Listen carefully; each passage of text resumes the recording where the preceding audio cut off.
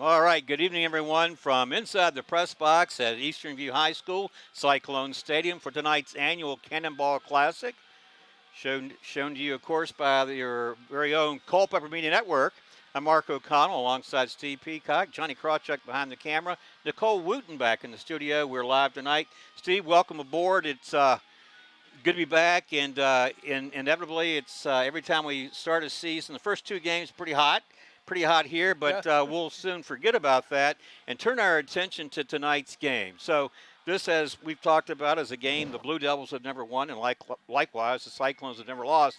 Let's talk about the two teams tonight. Let's start with our visitors, and I wanted to piggyback on what was written in the Freelance Star. The verb they use is that Culpeper will have to reinvent itself this season.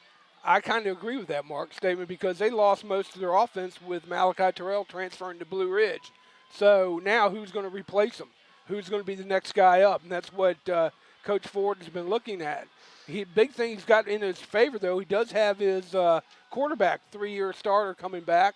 And he's shown some great improvement, what I understand, in preseason so far. So basically, it's going to be what running back emerges as the go-to guy for the Blue Devils, and if that offensive line can, other than Tucker Dean, can they get somebody, who they're going to play in there and be able to control the line of scrimmage? Because Tucker Dean is the only returning veteran to that offensive line, and he moves to center this season.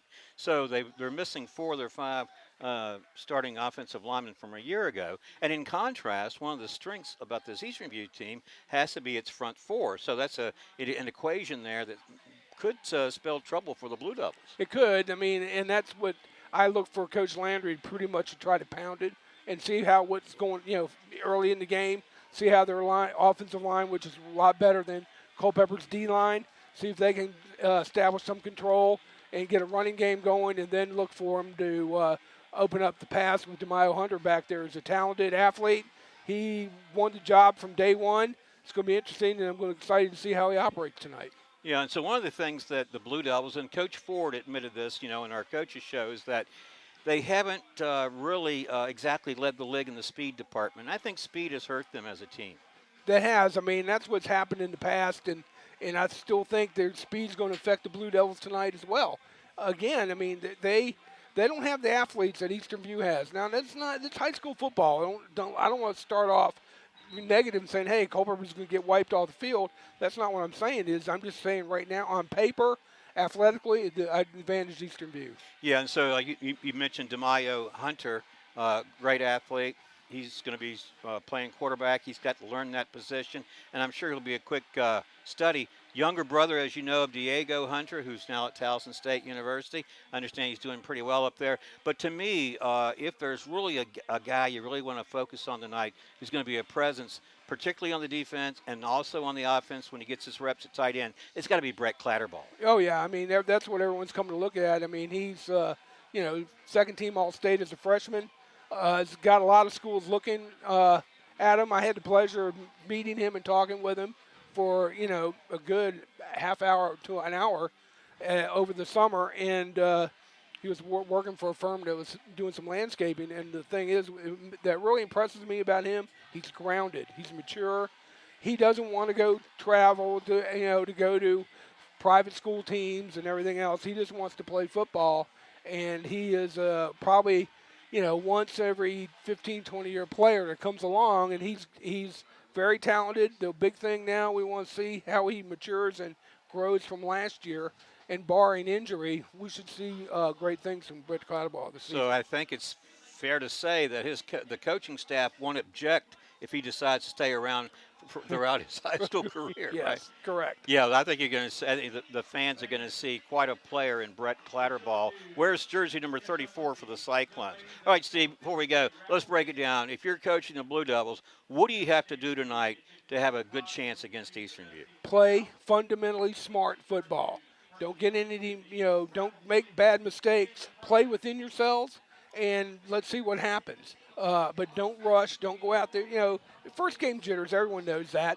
But again, that's where you rely on your veterans and see if they can get an attack going. I think if they can get a good ground, if we got somebody who can really run the football, that's going to help Ben Sutherland in play action. So All right, let's turn to Eastern View. If you're Eastern View and you're on defense, do you want to pressure Bennett Sutherland knowing that the guys up front are young and inexperienced? absolutely, they're going to put a lot of pressure on him. They're going to unleash Brett Clatterbaugh. You watch on that and really try to snuff out any running attack Culpeper might have and then go after the passing attack. Looking forward to calling the game with you tonight and looking forward to a new season here on the Culpeper Media Network. And again, we're live tonight. Our live sponsor is Able Heating and Air. Nicole Wooten back in the studio again, Johnny behind the camera. We're going to take a break and we'll come back and broadcast the annual Cannonball Classic and tonight's kickoff when we come back after this. This broadcast is brought to you by the following community sponsors. Able Heating and Air, answering any and all questions you may have about your HVAC system. There's peace of mind knowing they are able to keep your home comfortable. Able Heating and Air, 718-7556. Battlefield Automotive, willing to take your trade and offer up to 125% of Kelly Blue Book Fair Trade value, along with a free trade appraisal. Battlefield Automotive, 547-3673. CFC Farm and Home Center, supplying your lawn and garden, pet, and farm needs since 1932. Hometown pricing and outstanding service at CFC Farm and Home Center, 825-2200. Found & Sons, more than a respected funeral home, they support youth at all levels so they can become tomorrow's leaders. Found & Sons, 825-3530. From shirts to banners and everything in between. Imprint your message on the community with Cash Imprints, 317-1473. K&M Lawn, Garden, and Arborist Supplies, now located directly across Highway 29 from Eastern View High School. K&M, from grass to trees, they aim to please. 825-8371.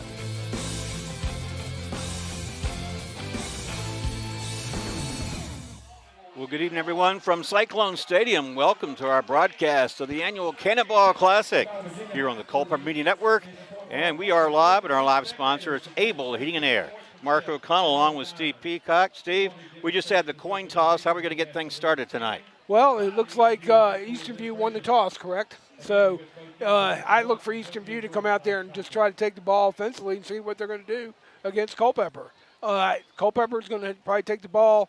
Is going to get have to play some sound offense and to beat and win this game as well as sound defense. Well, let's talk some about our coaches. We had the coaches' corner a couple weeks ago, or 10 days ago rather. It was great to have Coach Lowry and Coach Ford there. And we're talking about some of the assistants. Jeff Jenkins, who's grew up here in Culpeper, went to Culpeper County High School. Done some different coaching at Eastern View. He's done some coaching at Spotsylvania, football, wrestling. He finds himself as the offensive coordinator this year for the Cyclones. What a move up for him that is, and I thought he was pretty excited about it. Yeah, I'm sure he is, Mark, and now get the jitters out of the way, being your the offensive coordinator. But like I said, he's well known. He's got a lot of good coaching, got good coaching pedigree and some experience. I look for him to have be a good addition for offense coordinator for the Cyclones. Well, and Blue Devils will be kicking off. That means R.J. Uribe will take that honor. There's the whistle. Here comes Uribe. Here's kick, and we are underway at Cyclone Stadium. It's a short kick, and the receiver gets under it at the 15-yard line. He makes a cut across the 30, 35, 40. Makes another cut. Nice return. Brought down to 45. Let's pick up that number. It looks like number 2 for Eastern View. That was Jaden Williams. Yep. And he gives them excellent field position. Special teams play just like that off the back for Eastern View, Steve. And that's what they wanted to do, Mark, right away. And I thought there was going to be a flag on the play, but it's really just a piece of tape came off somewhere. And I was like, oh, where's that? But anyway, good run for Eastern View. Way to start out start the game off with a good field position. Now let's see what they're going to be able to do offensively here. They're going to start from their own 47-yard line. Well, the Cyclones, excellent field position. DeMaio Hunter is the quarterback, and he's tripped up by Devin Polari after he crossed midfield and got into Culpeper territory. All right, so we talked about DeMaio Hunter. Assuming that role this year as the Eastern View quarterback, Steve, we're going to find out early on just how he adapts. He's starting out real good, Mark, and I think he's going to adapt very well. He's an athlete. He knows, and he's got that point guard mentality from basketball. So I think he's a great addition to the quarterback. Here's stepping up in the pocket, gets away from the pressure, going to run it. He's going to have good yardage. He's going to have a Cyclone first down. They'll tackle him at about the 35-yard line. So DeMaio Hunter, 2 carries and an Eastern View first down. I don't think that was his actual play call. I think he was looking for a receiver, but he ended up having to keep the ball. He was looking down the field for Brett Cannonball on the post. Here's the handoff to the running back there. That's Jaden Williams. He had that good return on the kickoff to start things here tonight. Looks like we'll mark it down at about the 31. He picked up 4. It'll be 2nd and 6 from that spot. And like I said, Mark, led up front by big Braden Walker. He's the engine that makes that line go up front. We'll get you other names here shortly. Braden Walker, one of those two-way players, starters rather, for the Cyclones. First completed pass is caught, and it's to number 1, Cameron Hughes. That should be a familiar name for you from a year ago. And this will be another first down for the Cyclones. Steve, Blue Devil defense early on here sort of getting pushed back on its heels. Yeah, I mean, the Eastern View's coming out wanting to dominate football. Plus, they're also the defense is keying too much on Brett Clatterball, and that's allowing the other players to get the ball and make good runs with it, just like that. Off that right tackle was Jaden Williams, like you said, picked up positive yardage. So the Cyclones kind of doing what they want here. Picked up about 9 yards on first down, makes it 2nd and 1. It's going to be right here. Culpeper, like I said, they've got to, they got to stop the run first. That's the big thing. Quick throw, far side. That's Clatterball out there and powering his way forward. And it looks like he got in, Steve. Clatterball, a touchdown catch from about 11 yards out. His first catch. We knew he'd figure into the offensive scheme of things. Sure did, Mark. And you better shut the doors. The storm's coming. It's a Cyclone touchdown. And it was DeMaio Hunter to Brett Clatterball from 11 yards out, and Brett did the rest and run it in for the end zone. Great play, good play call rather, good execution. Yeah, they had gone with a couple of runs by DeMaio Hunter and one by Jaden Williams, and then they found Brett Clatterball, and he did the rest. Here's a reverse on the 2-point try. It's fumbled, and it's going to be stopped, and it's picked up, but they can't advance the ball. Right. So the 2-point try fails. 6-0 our score. With 9:27 to go here in the first quarter, that means the Cyclones used 2 minutes and 33 seconds on that drive. Granted, they were given great field position by the kickoff return by Jaden Williams, but from their own 47-yard line, it didn't take them long to find the Blue Devil end zone. No, it didn't, Mark, and their talent is showing right now. Culpeper just got to learn, see what they can do offensively here against the defense that's untested here for Eastern View. Well, this broadcast is brought to you in part by K&M Lawn and Garden and Arborist Supplies, now located directly across from Highway 29 from Eastern View High School. K&M, from grass to trees, they aim to please. And of course, we mentioned that we are live this year, and our live sponsor is Able Heating and Air. Able to keep your home comfortable throughout the season, answering any questions you may have about your HVAC system. There's peace of mind knowing they're able to keep your home comfortable. That's Able Heating and Air. It's 718-7556. All right. So the Cyclones look good on their opening possession. Steve, I thought they mixed it up fairly well, don't you? I do too. I mean, they got right off start from the get-go with the kickoff, bring up to midfield, and just let the offense go to work, and just about 6 plays they're in the end zone. So good way to begin for Eastern View. Tough way to begin for the Blue Devils. And kicking off for the Cyclones is Braden Capolini. Here's his kick. This one's going to be fielded at about the 10-yard line. On the return here is number 24, A.J. Marshall for Culpeper. So the Blue Devils won't have the advantage of great field position like their Cyclone counterparts did on offense, but let's see what they can do. And we know that a familiar quarterback in Bennett Southern. But again, it'll be interesting to see who has earned the starting positions on that offensive line, in addition to Tucker Dean, of course, at center. Well, we got number 77 if you want to peel him real quick. Go ahead. Number 77 for Culpeper. Oh, yeah, it's Hunter North. Number 50. 50 is Aiden Curley. You got Tucker Dean at center. Right. You mentioned 70. Was it?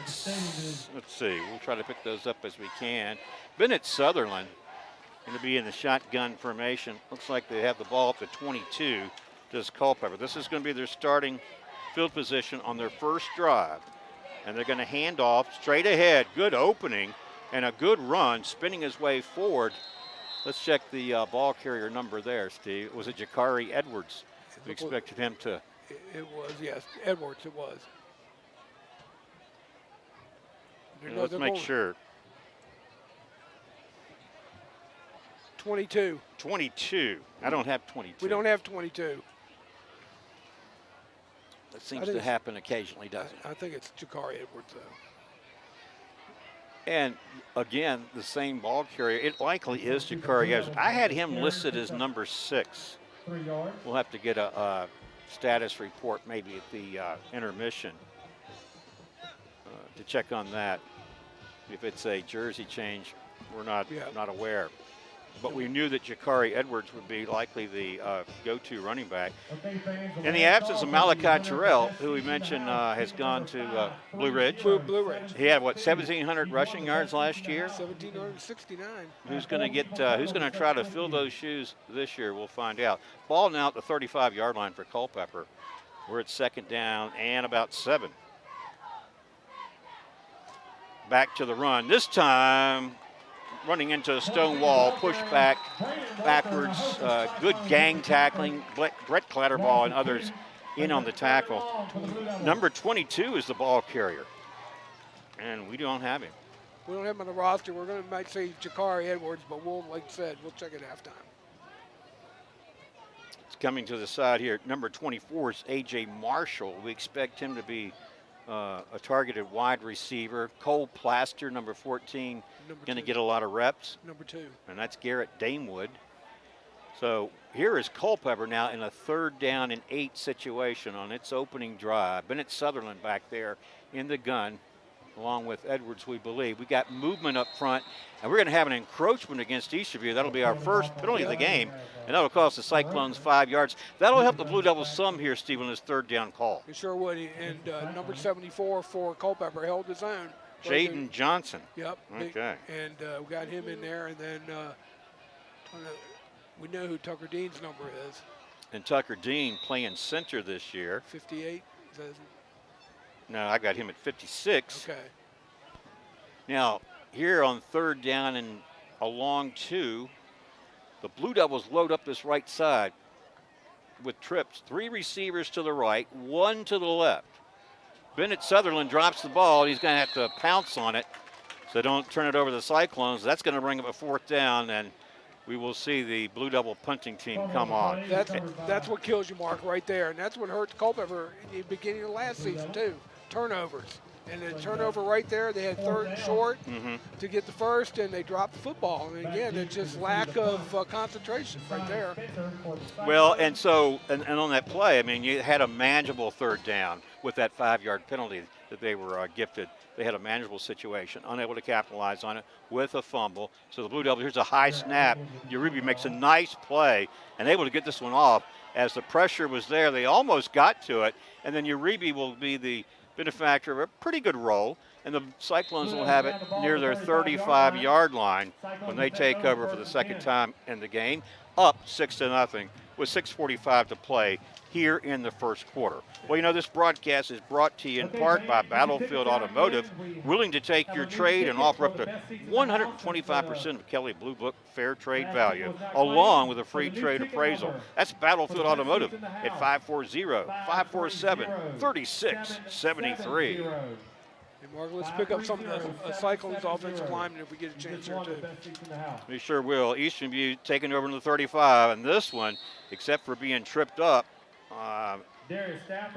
he may have gone for a bunch more. Jayden Williams. He was tripped up by number 4. And that's Devin Polari. Yep. Ball now at the 39. Picked up 4 yards. 2nd down and 6. Clock running, 6:22 to play, first quarter action.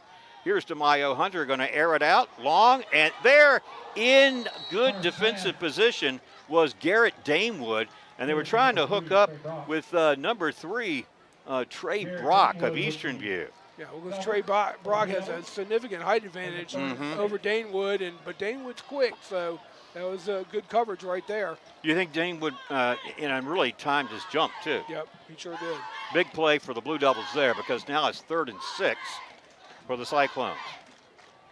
They fake it. DeMaio Hunter keeps it and tackled at midfield. And he's going to pick up a Cyclone first down. Well, DeMaio Hunter looks pretty good so far. Yep, running behind number 64 for the Cyclones. Number is 64, Antonio Heredia. 54.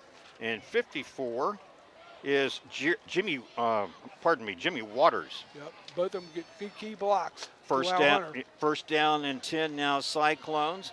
Handoff, ball carrier, number 15 of Eastern View. That's Deuce Washington.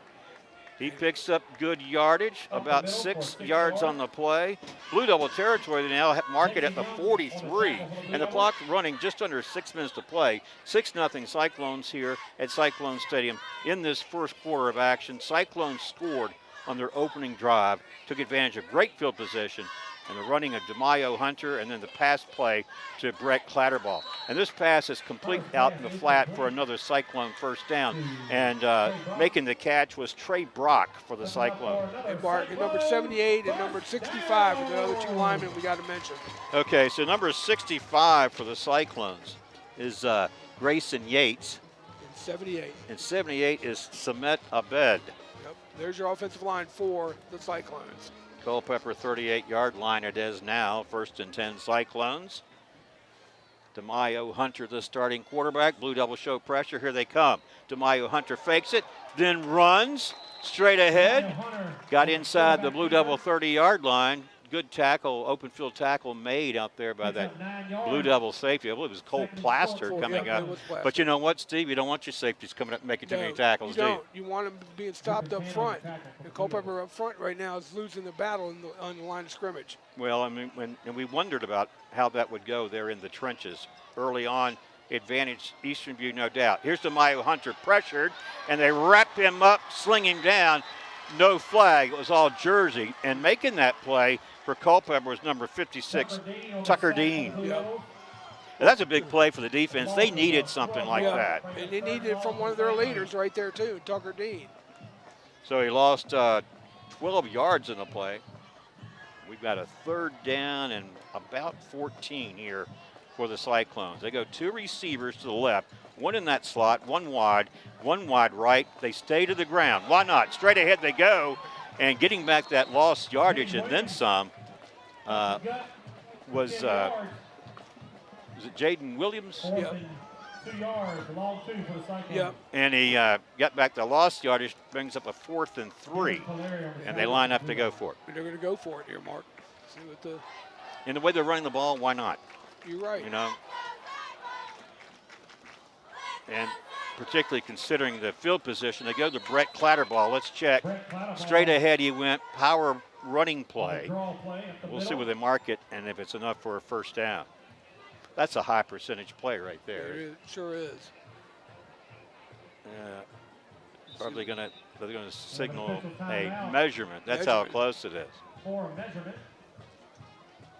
All right, we got a good picture right here, Steve. Let's tell you that this broadcast is made possible by Found & Sons, which is more than a respected funeral home. They support youth at all levels so they can become tomorrow's leaders. That's Found & Sons at 825-3530. And also want to mention Cash Imprints, from shirts to banners and everything in between. Imprint your message on the community with Cash Imprints. 317-1473. First down.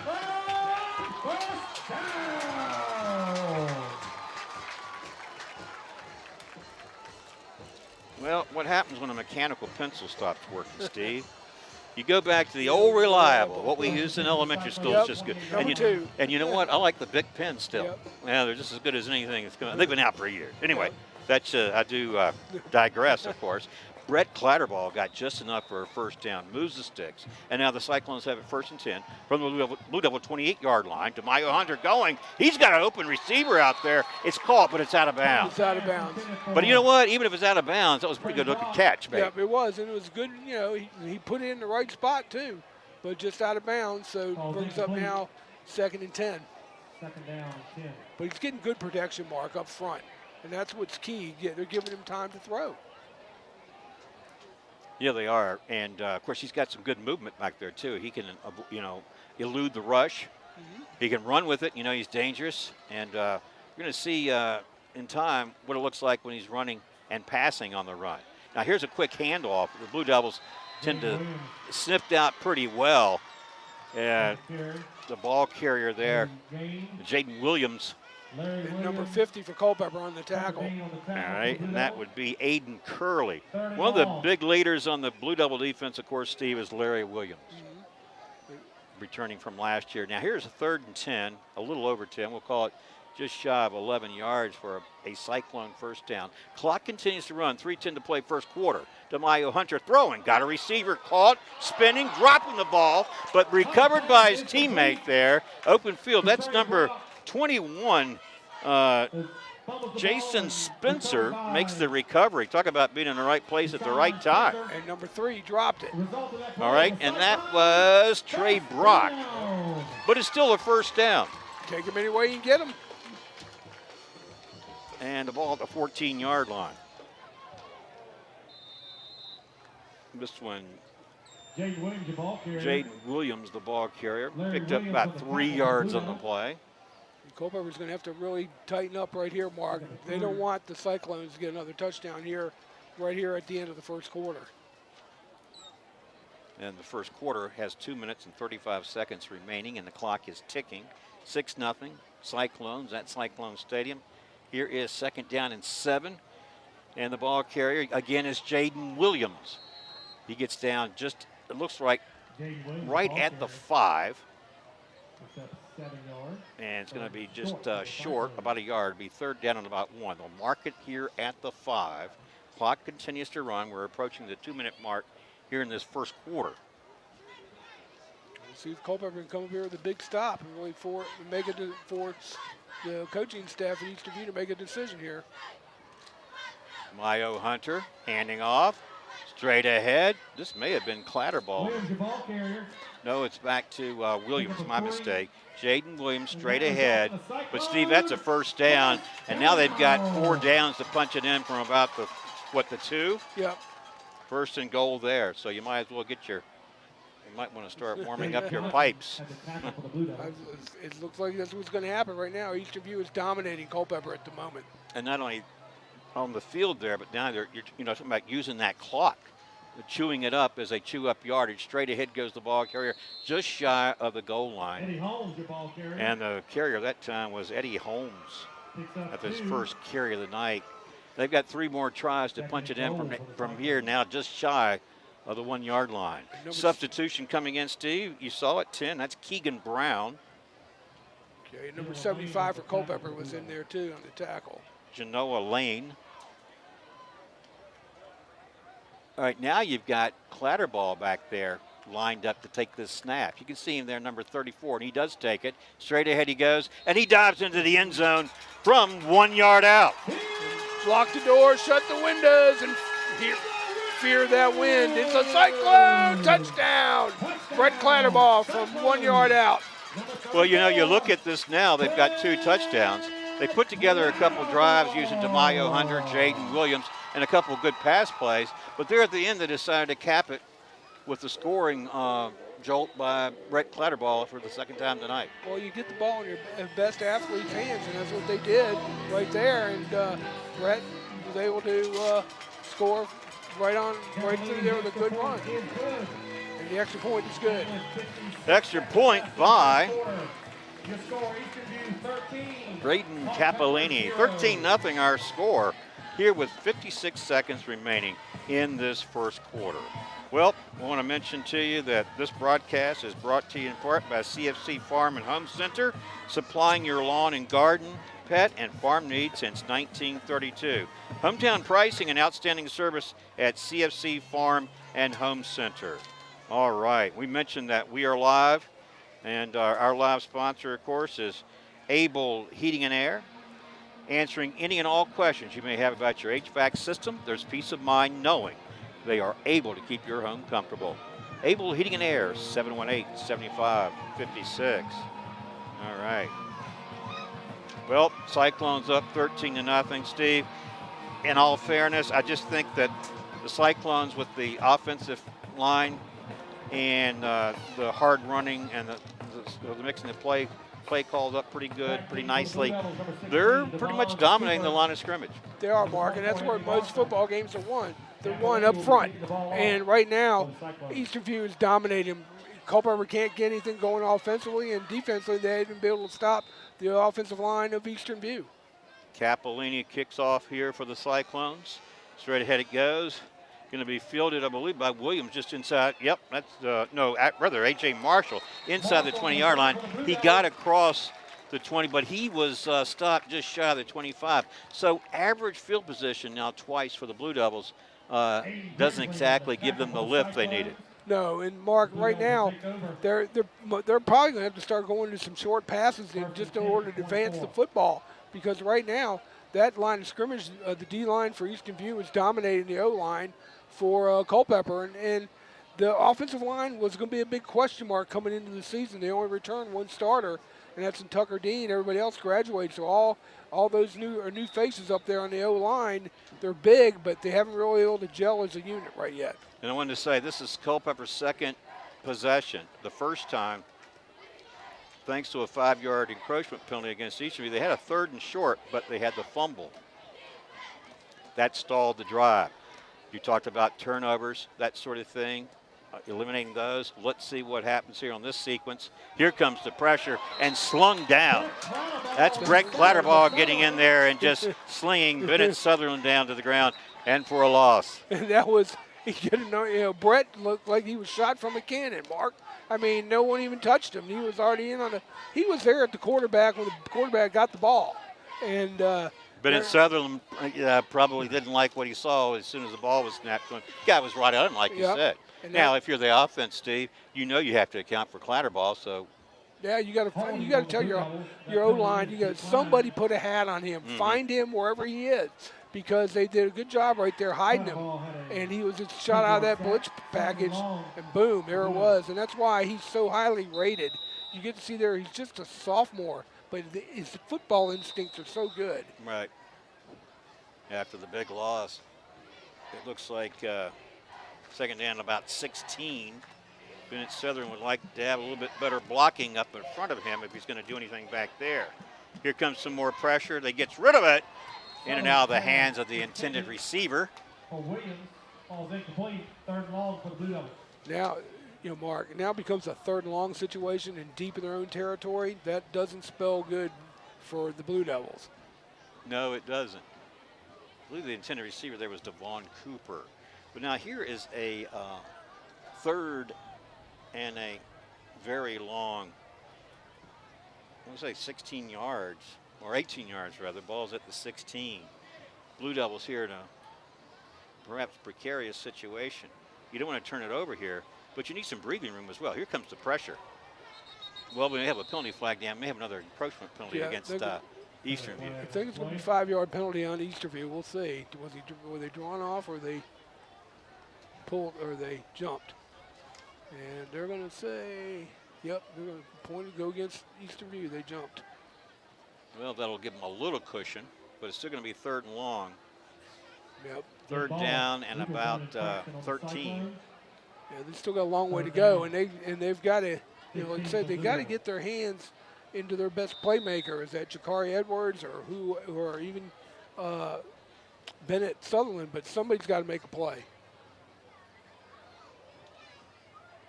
3rd and long. Bennett Sutherland. 3 receivers to the right. Here comes the pressure. He throws. He had a receiver out there. He threw it behind the intended receiver, Garrett Damewood. That's going to bring up fourth down. Ball's incomplete. I don't see a penalty flag down. So it looks like it'll be fourth down. And the punting team due to come on, I suspect. Right. I'm not sure why there's a delay on the field. I didn't see a penalty flag. I didn't either. But they say, what? Here comes the official, the referee, to tell us all about it. I didn't see the. Yeah, there was no yellow flag down. I didn't see it. Here he comes here. I think I know what's going to happen if it's unsportsmanlike. Oh, that's an ineligible receiver downfield. downfield. And they decline it, Right. and it makes it fourth down and 14. Of course, you would decline it and take the punt, right? Yep. Fourth down for the Blue Devils. So this is where Culpeper needs a good snap and a good kick. And so, Steve, really the Cyclones, they've just quickly applied the pressure to Bennett Southern. They have. That's what they, that was the scouting report on it. The weakest portion of Culpeper coming into the season was going to be their offensive line, and they need to really get find some people back there to want to block. So, R.J. Uribe lines up the punt, standing inside his 10-yard line. Jason Spencer back deep for the Cyclones. Here's the kick. This is a pretty good one, depending on the bounce. Spencer picks it up, he loses his footing, and he's down there at once he hits the turf. Do we have a penalty flag come in? Flag, I think it's going to be holding. We might be holding on Eastern View here. Let's see what it was way, the play was way over here. It was way far away from the ball. Right. Yeah, it was thrown along, like you say, a long distance from where the actual play was. Somebody reached out and tried to grab one of the Culpeper players. See what the call is going to be. Yeah, they're going to be taking. It's going against Eastern View. We're still at 12.9 seconds, still in the first.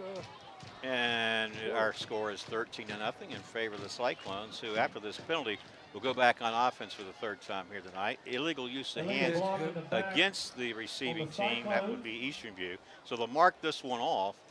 And then Eastern View will go back on offense. Still reasonably good field position at its own 33-yard line. That foul will take the ball back to the 30. See what Eastern View can do here. They're just making this game. They're just like a machine right now, where they're just going up and down the field. And here's Tamayo Hunter. Here comes the pressure. He eludes it, steps up, looking downfield. Now he's going to be hit from behind, tackled across the 30. At about the 31. So he's going to lose a yard or two on the play. Yeah, but he did on that, Mark. He should have got rid of the football. All right. Well, we've got end of the first quarter with our score. Cyclones 13, Blue Devils nothing. We'll be back for the second right after this. This broadcast is brought to you by the following community sponsors.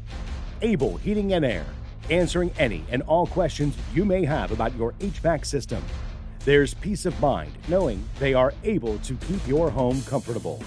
Able Heating and Air, 718-7556.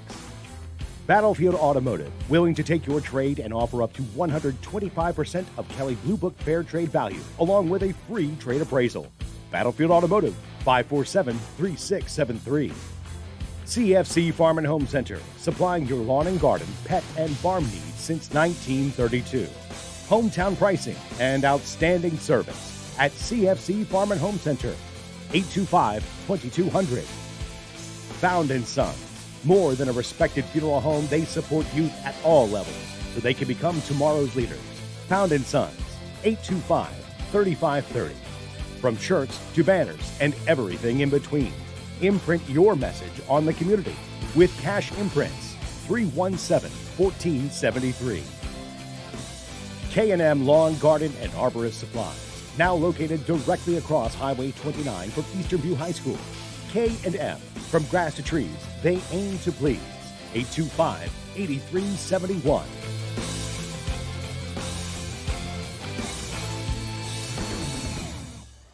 All right, well, welcome back to our broadcast, and Eastern View on offense as they start this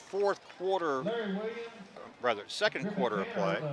Well, I really jumped ahead of myself that time. We're not quite in the fourth quarter, are we? We're just starting the second. But it's been all Eastern View at this point. How do you analyze the first quarter beyond that? Just to control the line of scrimmage, Mark, and the way Eastern View dominated on both sides of the ball. But right now, Culpeper came out and made a good tackle and forced Eastern View into the passing situation. Here's a pass complete right over the middle of the field, and this is by Trey Brock.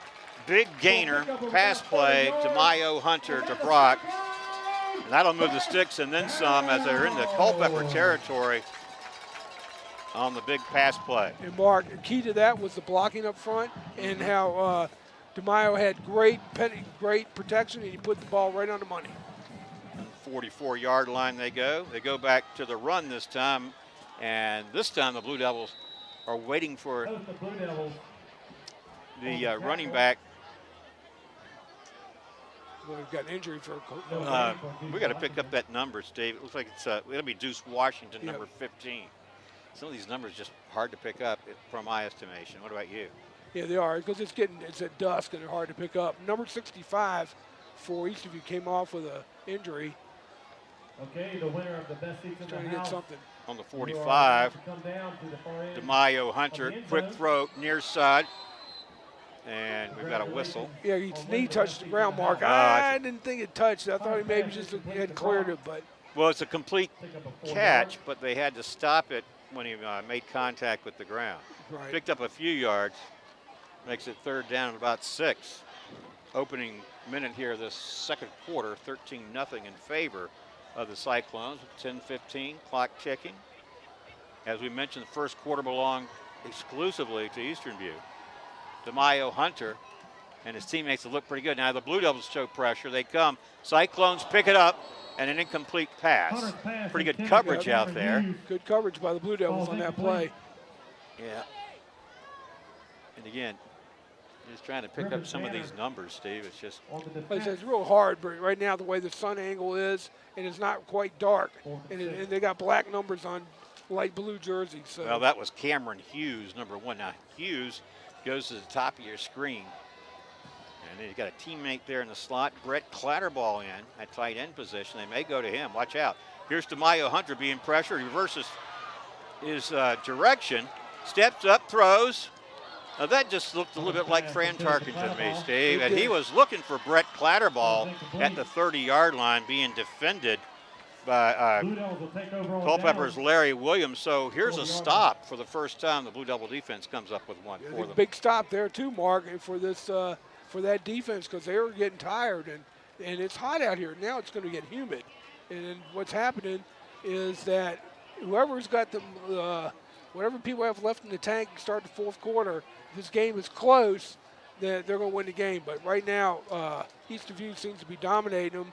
But not on that series. Culpeper came out with a good 4 defensive stops right there. So the Blue Devils on offense now for the 3rd time in this game, and they will actually enjoy their best field position starting at the 40. Bennett Sutherland, the quarterback, 3 receivers to the right. Here come the Cyclones. Running past the pressure was the running back there. 22, let's pick the number up. 22 is J.Q. Williams. And Mark, these delayed running calls that Culpeper's doing is good, because what's happening, Eastern View is really, coming after the quarterback. They're really making a great big push right up in the middle of the field and middle line of scrimmage. And that little delay allows that, as long as those defensive linemen are going by you, that running back is able to pick up good yardage. Picked up 4 yards, 2nd and 6. They go back to the run, and getting back to the line of scrimmage, that's about it. And several Cyclones in on the tackle, including Josh Perez. Now it's another 3rd and long here for the Blue Devils. All right, now Steve, we've got in that backfield, it looks like number 16, Devon Cooper. Okay. And they're going to send 3 receivers to the right, 1 to the left. The left side is David Holland. They load up that right side.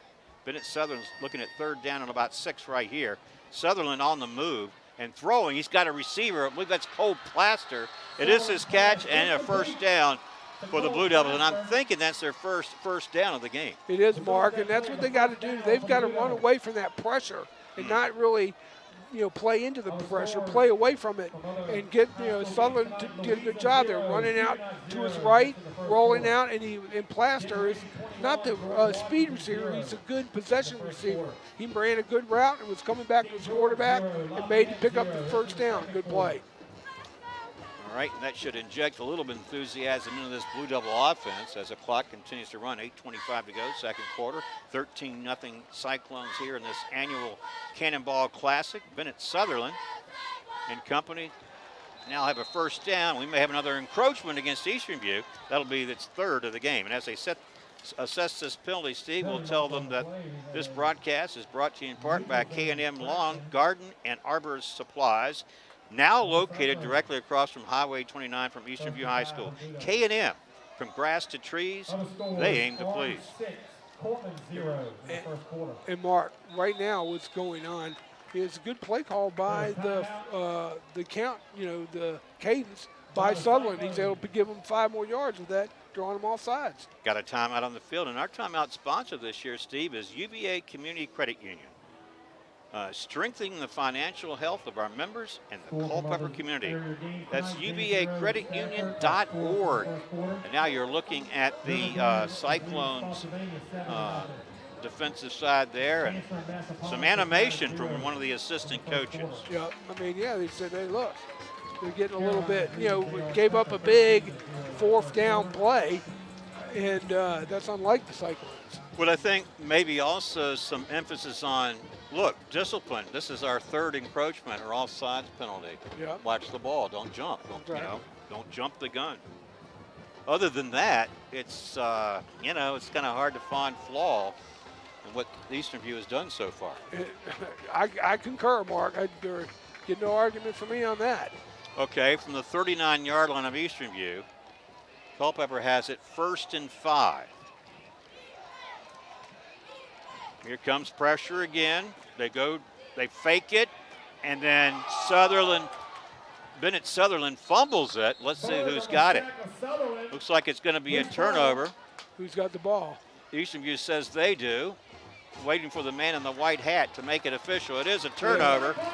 Well, I think that really was set up again by pressure. It was, and right there, and Sutherland's got to learn to feel that pressure. Don't put that ball low like you did carrying like a loaf of bread. You got to protect that ball at all times. You give the ball, turn the ball over and give it to a good Eastern View team, they're going to make you pay, and that's exactly right. Culpeper had some momentum, and they just lost it all right there. Steve, 2 fumbles by the Blue Devils, 1 resulting in a turnover. The other one, the first one, resulted in having to punt and not being able to take advantage of a good 3rd down situation. That one turns the ball over to the Cyclones. And so the Cyclone offense goes back to work. Will set up on their own 46 with 8:09 to play here in the second quarter. Our score, 13-0. Eastern View scored on its first 2 possessions. Now the Blue Devils show pressure. The running back runs past it. He's in the open field 40 at the 30, makes a cut, and then tackled down deep in Blue Devil territory. That was number 23, Darius Stafford of Eastern View. Mark, good play call right there. He avoided the pressure. Culpeper's putting pressure on the ball, and he just ran right past it. Had an open field and took it all the way down. But good thing for the Blue Devils, they were able to keep him out of the end zone. 41 yards on the play, Steve. Down to the Blue Devil 13. Now we're getting a little bit of breeze. It's cooling down some here at Cyclone Stadium, but the Cyclone offense tries to stay hot. They keep it on the ground, and the Blue Devils there with big number 63 for the Blue Devils. Yeah, number 63, Jason Young in on the tackle. And no gain. Brings up 2nd and 10. Check the ball carriers back there. So it's number 23, Darius Stafford. Here's DeMaio Hunter. Rolls to his left. Here comes some pressure. He throws. He's got a receiver. And I think that's Mr. Clatterbaugh again. And it is for his 3rd touchdown of the night. And it comes from 13 yards out. They lock the doors, shut the windows.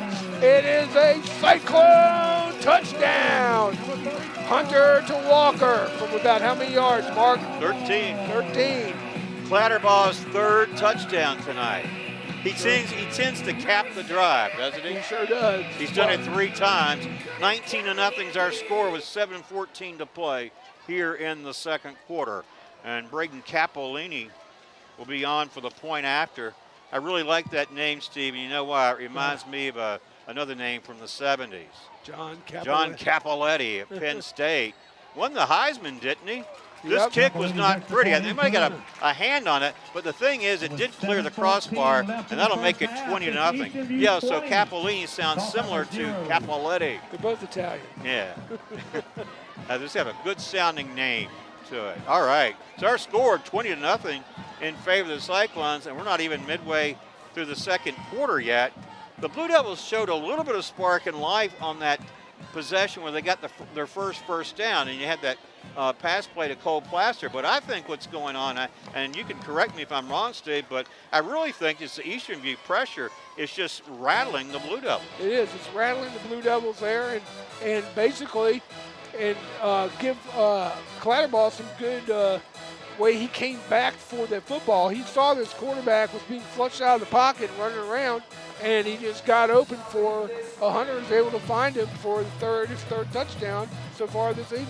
And you know how he's finished his scoring runs 3 times is that he lowers that shoulder, goes full steam ahead.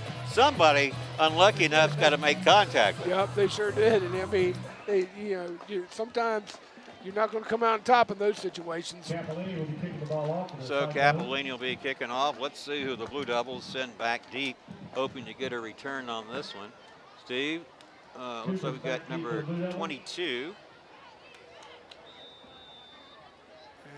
and number 16. Here's Capolini's kick. And this will be returned by number 16. That's Devon Cooper. And we got a flag on the field mark. It's going to be holding against Culpeper. Looks like Lily's hands. Yeah, looks like the tackle made Jaheim Fry. The special teams play. So is this going to work against the Blue Devils? Going to push them back some. Yep. It's going to push them back. 15. Yeah, so the ball's going to be spotted. You see the fellow in the white hat, Steve? Yeah. He's about ready to tell us all about it here. He tends to take his time. Holding, yeah. Holding on the Blue Devils. Holding against the Blue Devils. And of course, they didn't Marked need off, that. the Blue Devils 7:10 to go in this one. Been all Cyclones. Eastern View leads 20-0 here in the second quarter. first and 10 for the Blue And Devils this at the broadcast 16-yard brought line. to you in part by Cash Imprints, from shirts to banners and everything in between. Imprint your message on the community with Cash Imprints. 317-1473. See what the Blue Devils can do here, Mark. They cannot commit a turnover here deep in their own territory. Deep meaning 16-yard line, Yep. as a matter of fact. Exactly. Now the Blue Devils have had good field position once in this game, and the pressure continues from the Eastern View defense Hosted Cyclones here on the tackle. running play, and being held to 1 or 2 yards. And, you know, I believe was number 16, Devon Cooper. and Cooper, Clatterball the ball was in on the carrier, tackle, and they're doing picks up what I 2 would yards. think most teams do. If you got a superstar on a Second team and like 8 for the Blue Clatterball, Devils. what you want to do if you're the opposing team is run at him as opposed to running away from him. Make him engage him and make him beat off the blocker to make that tackle. And so far, though, he's done a good job at it. And we're talking about Clatterball. He wears jersey number 34, typically an inside linebacker. This time he stays home to play in that zone, and they complete the pass Pass out there incomplete to Devin Polari. to Davon Polari. And so a little bit of life here as Devin Polari gives the Blue Devils their second first down of the game. And there, Johnny's keyed in on the Blue Devils side of things, Steve. They got a pretty good crowd out there as Yeah, well. It's one of the biggest crowds I've seen for the Cannonball Classic in a few years. 16 yards on the play. First down, Blue Devils. They have it at their own 34, and the clock continues to run with 6:06 to play. Second quarter action, and again, Cyclones 20, Blue Devils nothing. Bennett Sutherland has a man in motion, and now he sets up on the left side. Fake Sutherland keeps it. Stiff arms the first defender, gets out of bounds near the 40-yard line. He'll pick up about 6 yards on the play, stops the clock, brings up 2nd and 4. And Mark, that's what they've got to do right now. They got to get Sutherland plays better, I think, when he's rolling out. He's got some freedom away from that relentless pass rush of Eastern View. So what they're going to do is look for, to be more rolling out passes where he has to make the decision, do I throw it or I run it? If he can get that edge, more power to him to keep letting him run it. All right, so the Blue Devils now looking at 2nd and 7. Bennett Sutherland in the gun. He's got 2 receivers to the left, 1 to the right. Man in motion here who's going to set up on the left to block for the running back here as he dives forward to the 40, and that is number 22 we mentioned was J.Q. Williams for the Blue Devils. And he was brought down, I think, by number 44 for the Cyclones. And that's Detrez Gahagan. Ball at the 40, and they need 4 yards for a first down. To try to keep the the Cyclone offense off the field, Steve, the Blue Devils need a sustained drive here. They do. Here it is on 3rd down and about 4. Long snap count. Bennett Sutherland with a pressure. I would say, but with a protection hold up as he threw to the near the sidelines. His intended receiver there was Cole Plaster. Now it brings up 4th down, and you think definitely a punt here. Problem is, Cole Plaster's a good athlete, but he's not a tall, pass receiver, not a big target. And to try to throw that ball, you don't want to throw a lot of air on it. You want to throw it like a bullet, and where he can catch it. He just couldn't catch it there. Jason Spencer back for the Cyclones. R.J. Uribe is the punter and the kicker. He's going to punt this one likely from about the 25-yard line. He's got pretty good hands. This one nearly blocked. Line drive, 1 bounce, scooped up at the 30. Ball loose after the hit. Let's see who comes up with it. Blue Devils are close to it, and it looks like they have it, and they do. Here's a big turnover, and this one was collected by Cole Plaster. We were just talking about him, Steve. The return specialist was Jason Spencer, unable to hold on to it. That was a good play all the way by Plaster, Mark. He refused to get blocked, and he kept up with the play and grabbed him. And Eastern View, the player thought he had cleared him, was going to run down the sideline, but there Plaster was and hit him right on the arm and made him. And then what was really good, he recovered the football. Exactly. Kept Eastern View from recovering that football. Well, I know they're expecting Cole Plaster to do several things with this team. I mean, he doesn't have the height you were talking about as far as a receiver, but certainly does have good hands, runs good routes, and seems to be a real steady and heads-up kind of player. Yep. Now, best field position the Blue Devils have had all night. They have it at the Eastern View 26-yard line.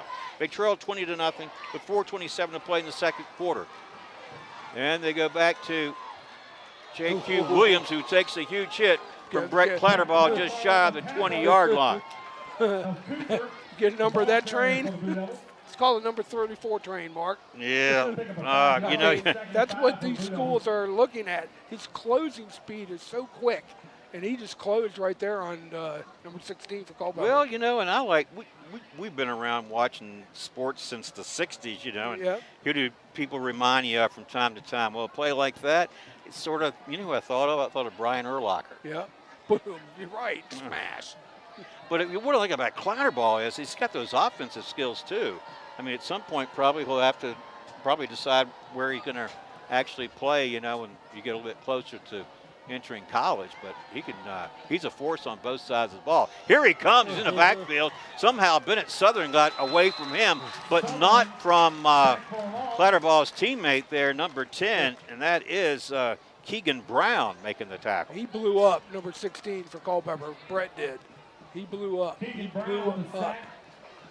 This is kind of a good time of day here at Cyclone Stadium, Steve, where we're getting into where the sun's gone down some. The picture of what we're seeing becomes clearer to us, don't you agree? Yep, I agree. It's a little easier to see what's going on. Sometimes during the spring sports, like during lacrosse, the sun is in a position where it can be very blinding to you. It's getting a lower angle. The fall's coming. From the 26-yard line, Blue Devils looking at 3rd and 10. Bennett Sutherland wants the blocking to hold up, but it's not going to because the Cyclones are all over it again, getting great penetration and great first starts off that snap, and they're just in the Blue Devil backfield way too frequently and way too quickly to satisfy Bennett Sutherland. Right, and the blocking's got to hold up, and the officials are calling. Was there a flag thrown in the play? I didn't see one. While the officials discuss, if you have lost a set of keys that are on a green lanyard with some alien figures. Well, they're sorting it out, of course. We got 2:31 to play here in the second. And it's a Honda car.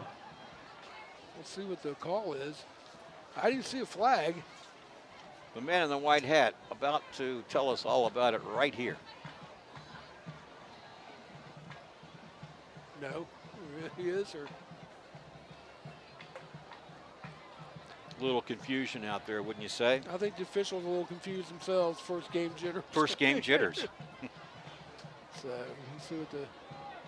So after further discussion, No foul. I'm trying to read lips. ooh, that's a personal foul against Eastern View, Steve. Wow. Repeat That's the third big one. down. Repeat third down. But it's not enough to give him a first down. It's probably a late hit. But you said you didn't see a penalty flag, right? I did not see a flag at all. And this is something that, But one threw a hat. right. I guess he couldn't get the flag out of his belt, but Well, let me ask you this. Why do you think, or maybe it just seems this way, that it takes so long to deliberate on what the official call is? I don't know. Or is it Well, my imagination? It's not your imagination because we don't have replay, so they want to make sure they get it right. But if saying it was a late hit, now they're marking it off. This might give them a first down. We'll see. It's a dead ball. Right, so I figure they had to mark it off for the unsportsmanlike. Yeah, but it did not quite enough to give them because it's dead ball from where it happened, the infraction. Right, so they're going to spot it just inside that 20, Right. and now it's going to be about 3rd and 3. Yep, you got correct. But now, the official saying, why wouldn't it start from the line of scrimmage and go forward? But because it's a dead ball foul, now they're still not ready yet. While the officials discuss, it's always great to see former Someone get a rule book out for them. at Cyclone Stadium supporting Let's take a vote. the new Cyclones. Well, it looks like they got 4th down on the scoreboard clock, but they got 3rd down on the down marker. Yep, they got to get now's the timeout. All right, now they're going to take a timeout and sort it out. All right, well, then that's going to give us an opportunity to thank our timeout sponsor. Who is it this year? It's UVA Community Credit Union, strengthening the financial health of our members and the Culpeper community. Go to uvacreditunion.org. All right. And also, want to mention this broadcast brought to you in part by Battlefield Automotive, willing to take your trade and offer up to 125% of Kelly Blue Book fair trade value, along with a free trade appraisal. Battlefield Automotive, 540-547-3673. All right. Well, Steve, that just seemed like a lot of deliberation and not really I guess the official verdict was unsportsmanlike. They eventually marked it off, but it wasn't enough for a first down. Coach Landry gave the offending party a mouthful just there, and that was good. He said, look, you're costing us. Don't be, caused to, unsportsmanlike penalty conduct. All right, and then, again, you look at the scoreboard, operator has it 4th down. They've got 3rd down on the down marker over there. Yep. So something a little amiss. Is it 3rd or? Down marker says 3rd, Yeah. scoreboard says 4, and after that long delay, I'm not so sure, but here's a penalty flag as the receiver drops this one, and that was number 4, Steve. Devin Polari dropped the ball, and the penalty flag was thrown early on. And the coach saying it's against Culpeper. We'll see what the full call is. Maybe this will be a little more decisive early on.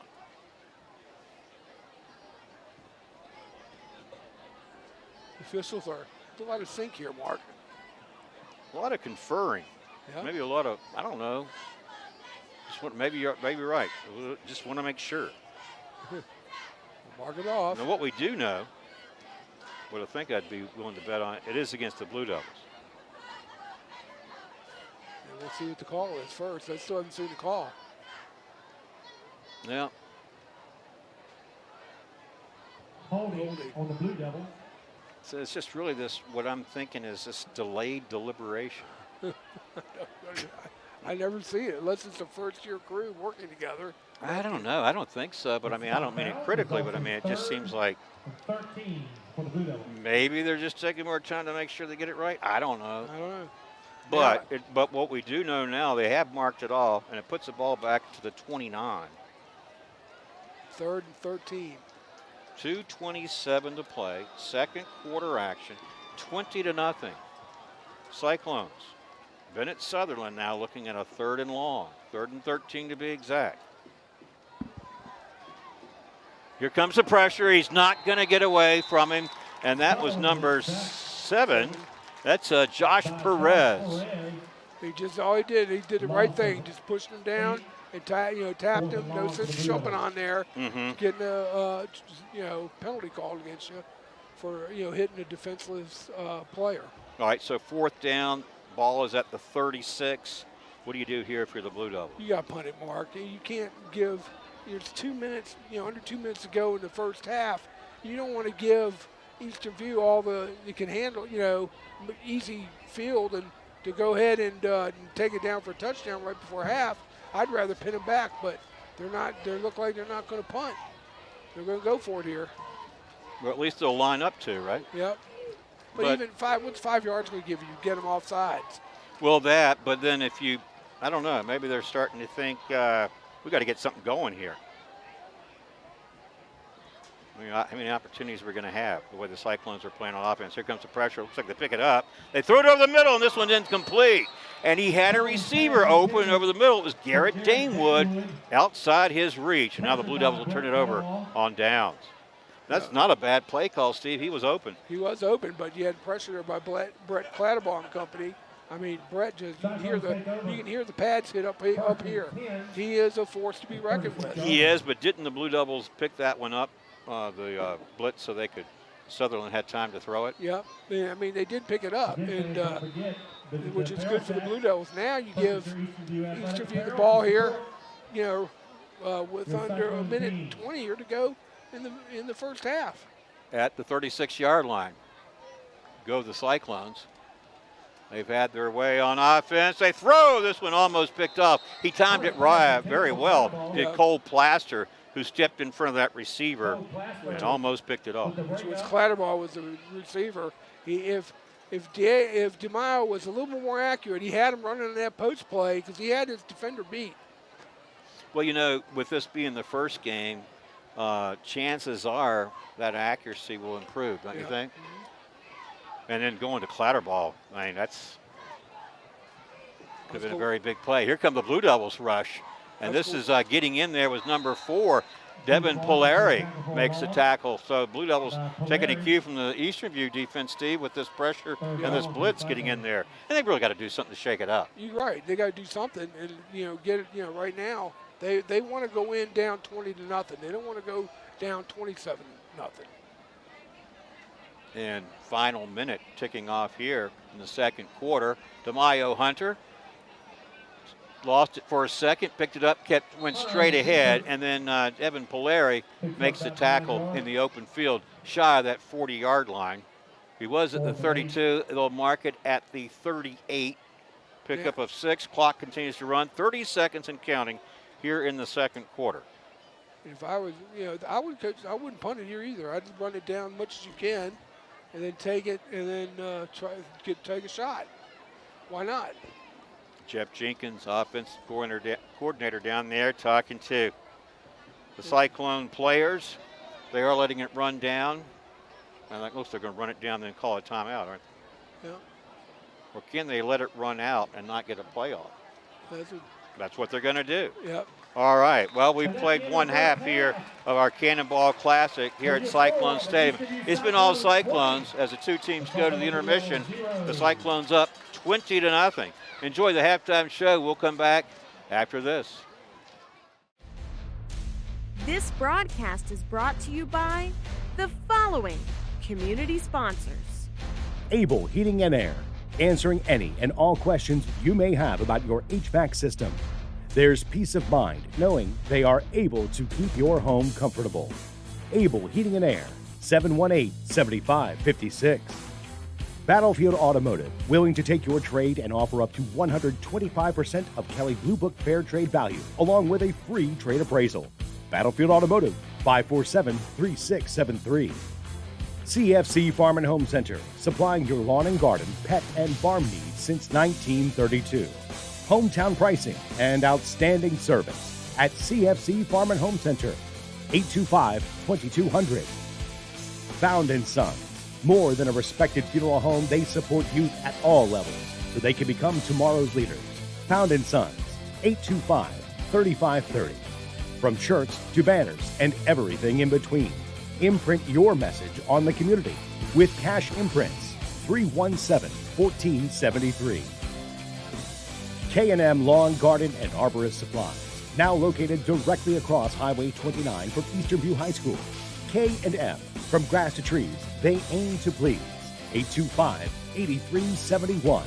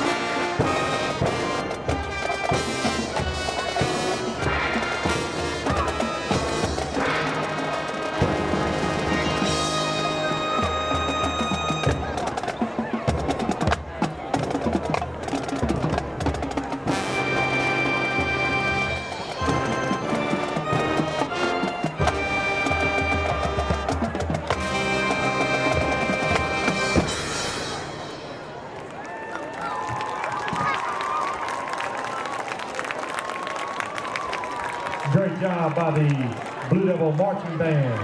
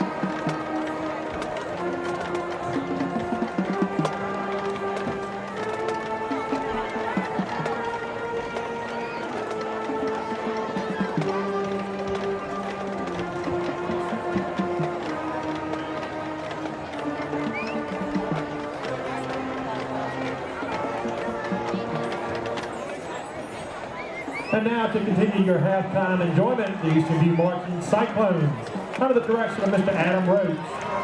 Drum majors Valerie Alvarado Alas. Tonight's show is La Nuba from Cirque du Soleil, featuring Distorted and Ree Rose.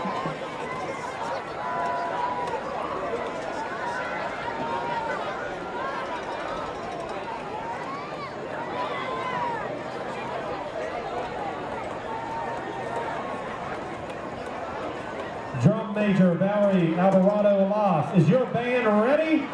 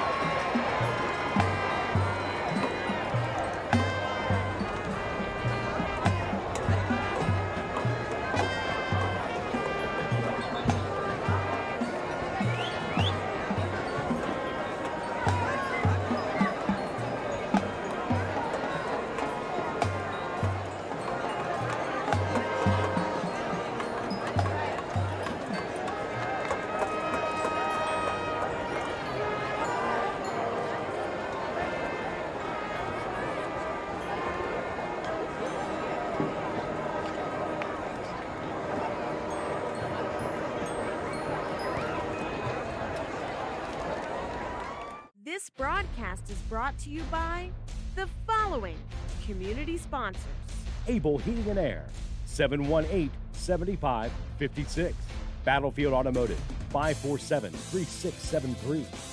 CFC Farm and Home Center, 825-2200. Found & Son, 825-3530. Cash Imprints, 317-1473. K&M Lawn, Garden, and Arborist Supply, 825-8371. All right, welcome back to our broadcast at Cyclone Stadium. This is the annual Cannonball Classic. We're a couple minutes away from the start of the third quarter. I'm Mark O'Connell, alongside Steve Peacock, of course. Johnny Krawchuk behind the camera. Nicole Wooten back in the studio. We are live tonight, and of course our live sponsor is Able Heating and Air. All right, Steve, first half, it all belonged to Eastern View for the most part. Let's start with the Cyclones. They did a lot of things right, but there was one thing they did wrong. They couldn't contain Brett Clatterbaugh, and they couldn't generate any type of offense, Mark. Well, you're talking about the Blue Devils. Yes. Right.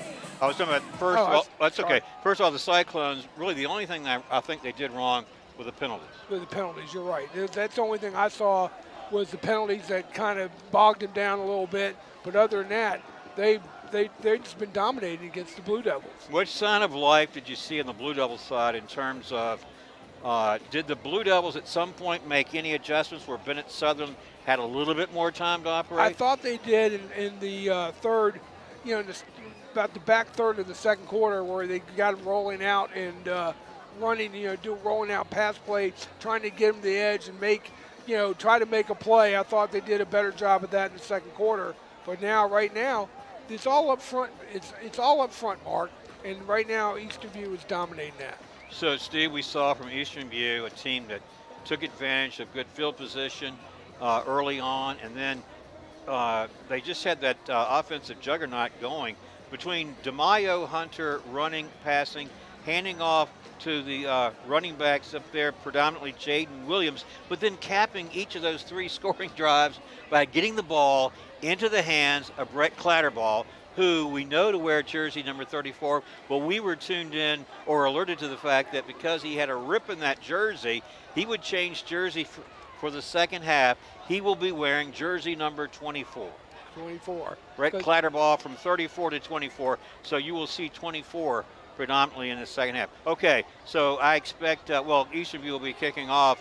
If you were Coach Ford and your assistants, what were you telling the Blue Devils at intermission as far as trying to change the stick? One thing, don't get down on yourselves. Get better blocking up front. Cut down on the mistakes. And there really hasn't been many mistakes by Culpeper. They're just getting overwhelmed at the line of scrimmage, and that has not bode well for the Blue Devils.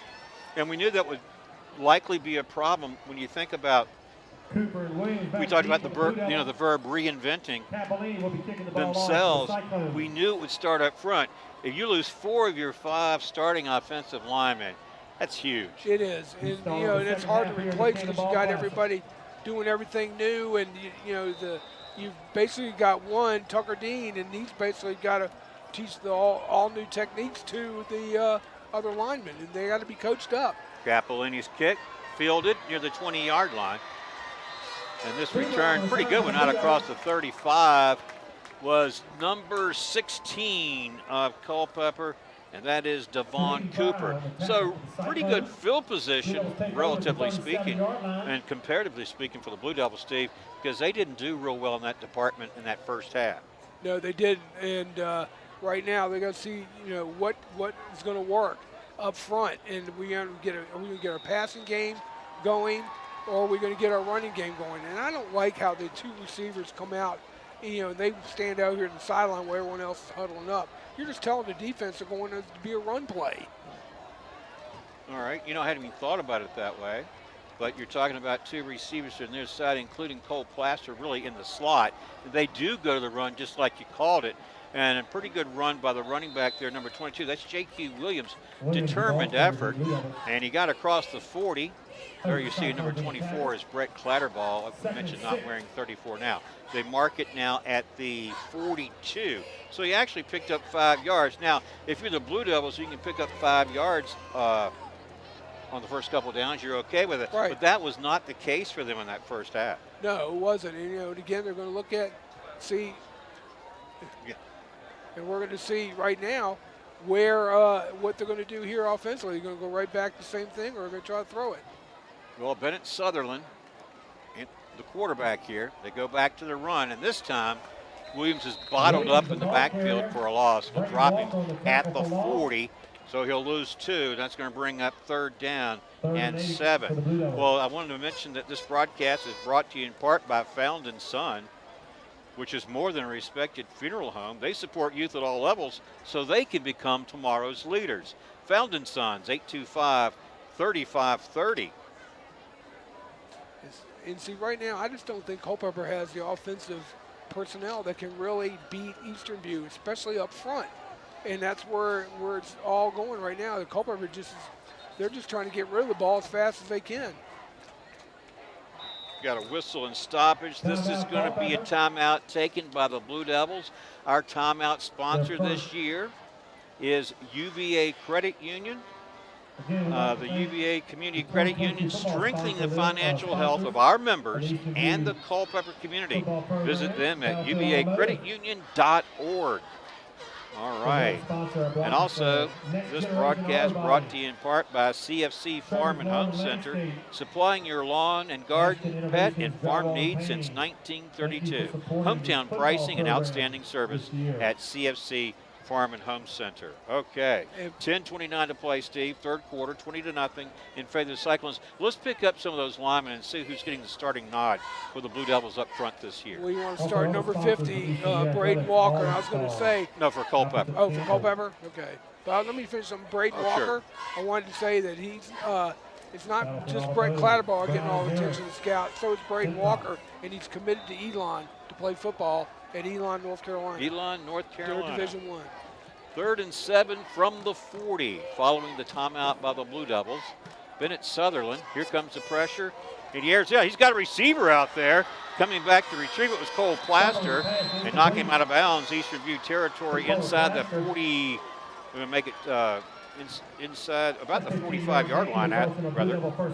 And that was a good play. Bennett Sutherland stood in there, Mark, and he took a hit, but he got the ball, and it was a mix-up in coverage for Eastern View. They had nobody on. Plaster, he was sitting out there all by himself. Good recognition by Sutherland to find him, and good route running by Plaster. I think that's his second catch of the night, isn't it? And for 2 first downs as well. And who's wide here for Culpeper, number 24? All right, that's Marshall, isn't it? A.J. Marshall? Yeah. Anthony Marshall, also known as A.J. Marshall.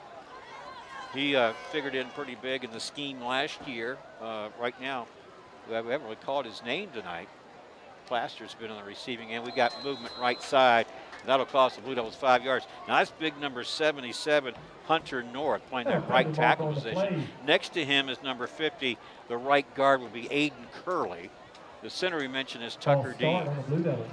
And we'll pick up the left guard and left tackle when we can. And also the other side is big number 75. All right, that's Genoa Lane. And then 53, Christian Angelos. Let's see who he breaks here. Yeah, you see number 53 there? That was he's likely that left guard. Christian Angelos. Number 22 is J.Q. Williams. Number 4 is Devin Polari. Number 50. And number 50 is Aiden Curley. Okay, you already mentioned that. All right, from the 47 now, it's 1st and 15. Here is Williams, the ball carrier. Looking for some running room, doesn't find much. He's able to get it out near the 45-yard line. 7 yards. That's what Culpeper was trying to do. They're going to try to find where Clatterball is on and try to run at him and try to make him, force a play instead of, them running away from him. And he's so fast, he's able to run it down. So it's going to be interesting to see what the Blue Devils do here. Well, the Blue Devils had moved it to the Eastern View 48 before they went backwards. Now they have it at the Eastern View 46, where it's 2nd down and 8, 9:45, third quarter action. Clock is moving, and our score remains 20-0. in favor of the Cyclones. They had a very dominant first half. Blue Devils start this half, third quarter, on offense. Bennett Sutherland has time this time, and he gets it out there complete to Garrett Damewood. And that'll be enough for a Blue Devil first down, and Damewood feels pretty inspired by it because they're going to move the sticks on this one, Steve. Yeah, they are. Mark, that was a good play. Good throw by Sutherland. He's showing off his arm now. That's what's really surprised me in this. Seeing him now versus the last 2 years, his arm strength has gotten a lot better. Looks like we got injured Cyclone, maybe a cramp, you think? Jason Spencer is being attended to, likely a cramp. You talk about getting those when it's hot, right? Yep, you get them a lot when you're hot. It's got someone to pick you up. Yep, all right, now I want to talk about Bennett Sutherland. Isn't it fair to say, naturally speaking, we're going to see him at his best when he's got time to operate? Exactly. I mean, when he's got time to operate, he can find his receiver. He's shown a knack for getting the ball out there. I mean, and Plasters looks like he's going to be his go-to guy. Steve, did we mention number 74, Jaden Johnson for the Blue Devils? No. Looks like he's in the lineup. Tucker Daniel mentioned his number 56, the center. Number 50 is Aiden Curley. Number 16 is Devon Cooper. And number 7, of course, Bennett Sutherland. We mentioned 77 is Hunter North. He's playing that right tackle position. So, and we haven't seen Jakari Edwards. I don't think he's suited up. And that was really the player I thought would be likely their primary ball carrier. I did too. We'll have to get a status report on him. Now the Blue Devils load up that left side with 3 receivers. In the backfield is Devon Cooper alongside Bennett Sutherland. Sutherland, here comes the pressure. He's going to have to get rid of it, and does. Throws incomplete. That's better than a sack. And it's going to bring up second down and 10. And guess who was chasing him? Going to guess number 24? Yep. That would be Brett Clatterball. We mentioned the jersey change because his jersey number 34 was ripped in that first half. So he is wearing number 24. Ball remains at the 37-yard line. It's second down and 10. Clock stopped off the incomplete pass. 8:57 to play. Third quarter action. Again, Cyclones 20, Blue Devils nothing. Now the Blue Devils started this drive, this opening possession in the third quarter on their own 37, and they have it now at the Cyclone 37. Let's see if the protection can hold up for Sutherland as he hands off again to Devon Cooper. Really nowhere to go on the play. Yeah, it looks like, let's see what the Culpeper's got to do here. A big second down play, second and long mark. And they've, like I said, they're going to have to go to the pass. Steve, they got a penalty flag over there as well. Okay, all right. See what And the Cyclones are indicating against the Blue Devils. And after some not as long of deliberation, looks like we're going to have a call here in just a moment. I mean, I don't see the flags too much. I mean, they must keep me hidden. It was over along the far sidelines area. So what's the call here? Probably The be a sideline hold. judge, I guess, made it. Could be a hold here. Well, I think we're going to be the last to know. Yeah, it's a 5-yarder. No, is it more? It's got to be more than that. Oh, it's holding. Yeah, Holding. that's a big one. See, they picked up good yardage on that play, Mark. Now it's, again, another mistake, penalty. 10-yard spot foul. Well, you've always talked about penalties and mistakes, so get you every time, right? They sure do. Back to the 47-yard line. And the other thing is, people got to understand, this is a district game right off the bat. But I want to revisit that here in just a second. Talk about as Bennett Sutherland is sacked and slung to the ground rather hardly. Sutherland sacked. And he just got flattened there, Mark. I mean, that's where, right now, Eastern View is figuring out they're going to try to pass, and now they're bringing all the pressure. I think he's going to be a happier quarterback when he's got a little bit more time to operate back there. Makes for a long night, doesn't it? Yeah, he's got big guys up front, but when they're all new and you're learning each other's moves and stuff, it's tough. 8 minutes to play, clock ticking, third quarter, 20-0 Cyclones. Blue Devils have it now 3rd and 23. They went back into their own territory at the 46. And here is Sutherland bottled up again and dropped for yet another loss. They were going backwards, Steve. They started their own 37. They had moved it down to the Eastern View 37 and then back to the Culpeper side of midfield. And then on that play, Sutherland has no chance at all. And it forces a fourth and very long. And we'll see R.J. Uribe come on to punt this one away for the Blue Devils. So once again, they're foiled on offense, and they remain scoreless. That's Plaster in motion, setting up. This is a high snap. Uribe can't bring it down. He's going to pick it up and be tackled immediately at the 15-yard line. Well, earlier in the game, Uribe fielded a high snap, but that was just simply out of his reach. There was nothing he could do. No, nothing he could do. That's not the punter's fault. Again, another big mistake by the Blue Devils. And Mark, it's just getting to be the same old hat. I mean, Culpeper has never beaten Eastern View, when it first started in 2008 to here. Culpeper, I don't know what it is. It seems like, but they just can't get past beating this team. And but it also goes down to personnel. I get all that, but there's no emotion right now on the Culpeper sideline, none. Well, that play ended up going to the 15-yard line, and the Cyclones taking over from there, and now they get it to their receiver, who just refuses to go down, and that's Xavier Carl in from 15 yards out. It's a touchdown, Mark, but there's a flag on it because he spiked the football. So anyway, but you got to say, close the window, shut the door, feel that wind. It's a Cyclone touchdown. But it's going to be a touchdown's going to count. But the extra point, they're going to knock, or they'll do that essentially on the kickoff. Probably on the kickoff, right. Because he spiked the football. When he got in, he slammed it down. The referee flagged him for it. 15-yard touchdown pass to Mayo Hunter to Xavier Carr. We did have a penalty marker. So that's touchdown. They haven't put the points on the board yet. Yeah. Now they have. It's 26-0 with 7:02 to play here in the third quarter. Well, I don't know that the Blue Devils will stop the Cyclones on that drive. We'll never know. But when you take over on the 15-yard line, you put your defense really terrible position. Let's see what the call is. So you're saying it's a dead ball and sportsmanlike, yeah. But the touchdown is good. And now on for the point after is Brayton Capolini. Let's check out who the holder is this year. It's number 5 for the Cyclones, and that is DeMayo Hunter. No surprise there. Your quarterback's always got good hands, and they often are your holders. And the kick is good. So 27-0 is our score. 7:02 to play here in the third quarter. It's been all Cyclones. Well, we mentioned we're live. And our live sponsor is Able Heating and Air, answering any and all questions you may have about your HVAC system.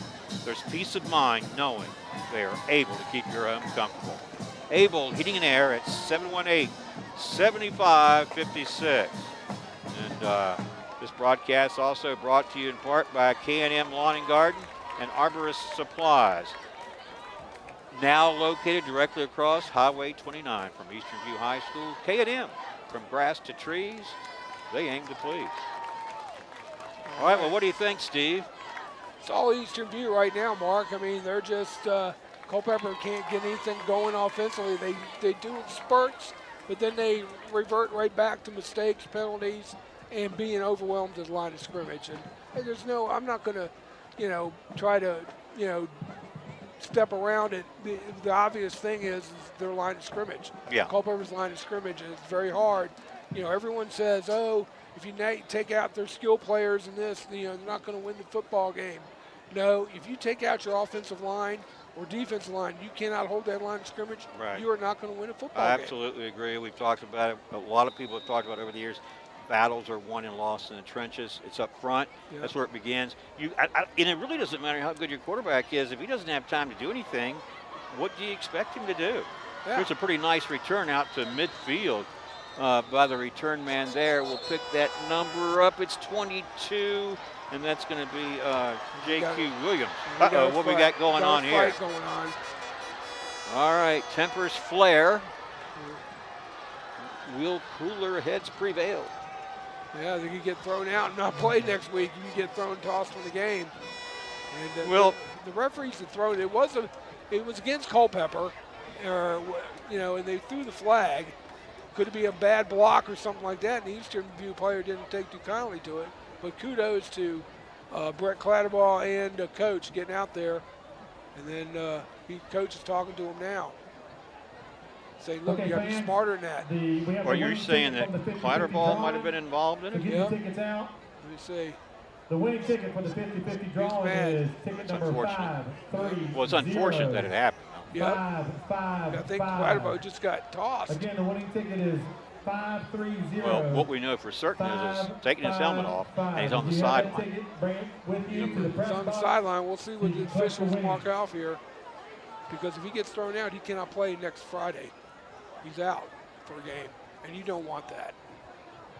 So I just know that there's the coach addressing the team. He's all in their face about it. I don't blame him. It's not how you should play football. Well, I wasn't able to see what happened away from the ball, but it's never pretty when this sort of thing unfolds. I don't know if he threw him out or not. Like I said, they're still looking, still debating it. So Brett wasn't. I guess they were because they jumped on him, or Culpeper did, and he's all over the field, and they know, and they got his temper get the best of him. I think he's unbuckling. I think he's done.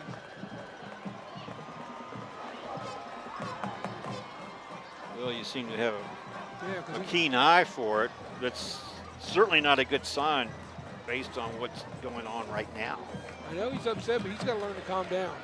It's the players are going to try to do that. 50-50 raffle, 530-555. Who really knows what happened and what was said away from the ball? You can't hear it. No, but it was a hit, and then they threw the flag. It was a late hit on Brett. I mean, I saw it coming. He got popped in the back, and he got up and challenged it. And I think if he threw a punch, you're done. Yeah, I just don't know. So he's taking his jersey off and so he is done for the night. Yeah. Well, it'll be interesting to know the specifics. Yep. Keep talking to him.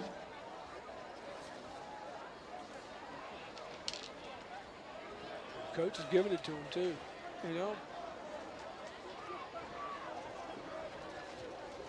So you lose your best player now, 6 minutes into the third quarter. Let's see what the... Looks like the jury's back. So we got a holding against Culpeper. Yeah. Holding against the Blue Devils. And then we have Dead going to be ball. a personal, unsportsmanlike against Eastern View. Dead ball, unsportsmanlike Against Culpeper as well. They all set. But they threw out a Culpeper player, and they threw out a Clatterball. yeah. So Clatterball has taken his jersey and the pads off. I don't know who is out for the Blue Devils, but this is the sort of thing that really mars the action, doesn't it? Yeah, it does. I mean, he had a great game. He's playing very well and all that. And I know he's upset because he got hit in the back. I mean, I was watching over there, and he just got crushed. I mean, it wasn't even in the play, and he got mad because they were going after. He didn't get crushed. They just hit him below. They're going after his knees, and he didn't like it. And I don't blame him. But he's got to learn to control his emotions because now being tossed, he doesn't play next week.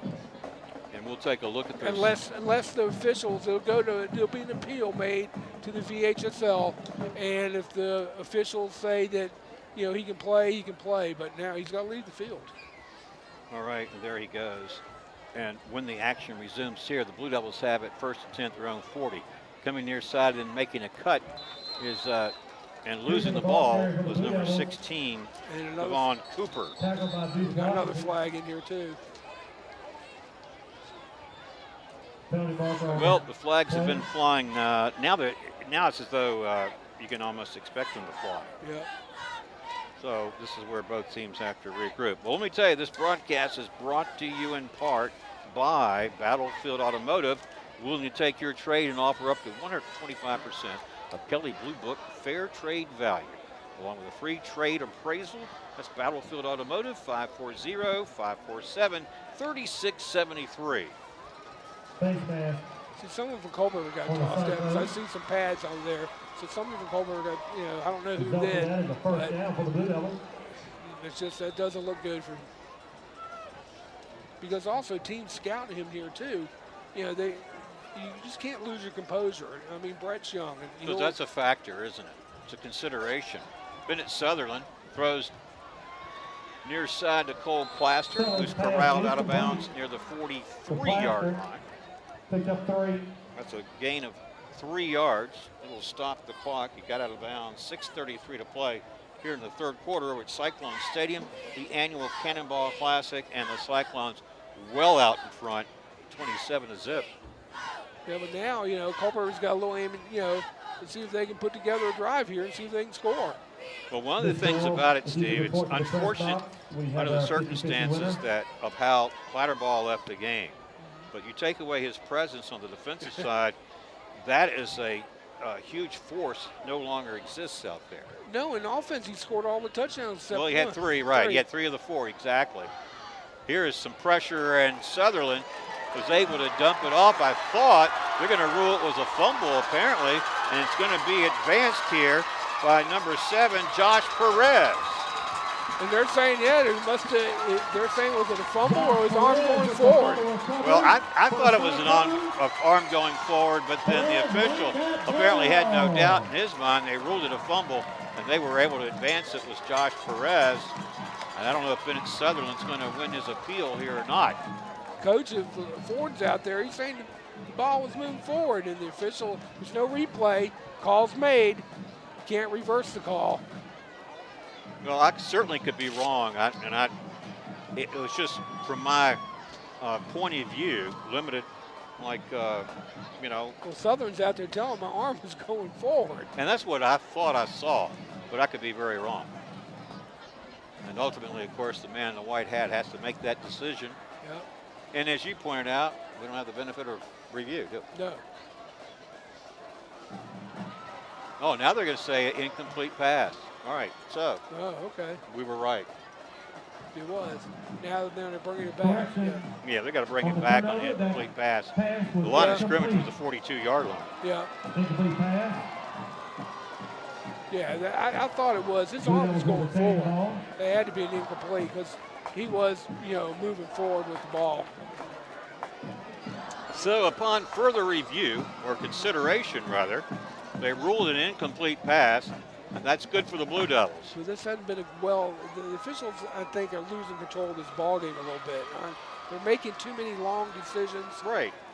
Make the decision, stick with the call, and move on. But didn't we sort of experienced that some last season, Steve? Yep. We were talking about, why is it taking so long to make a call? I don't know. I mean, it's really.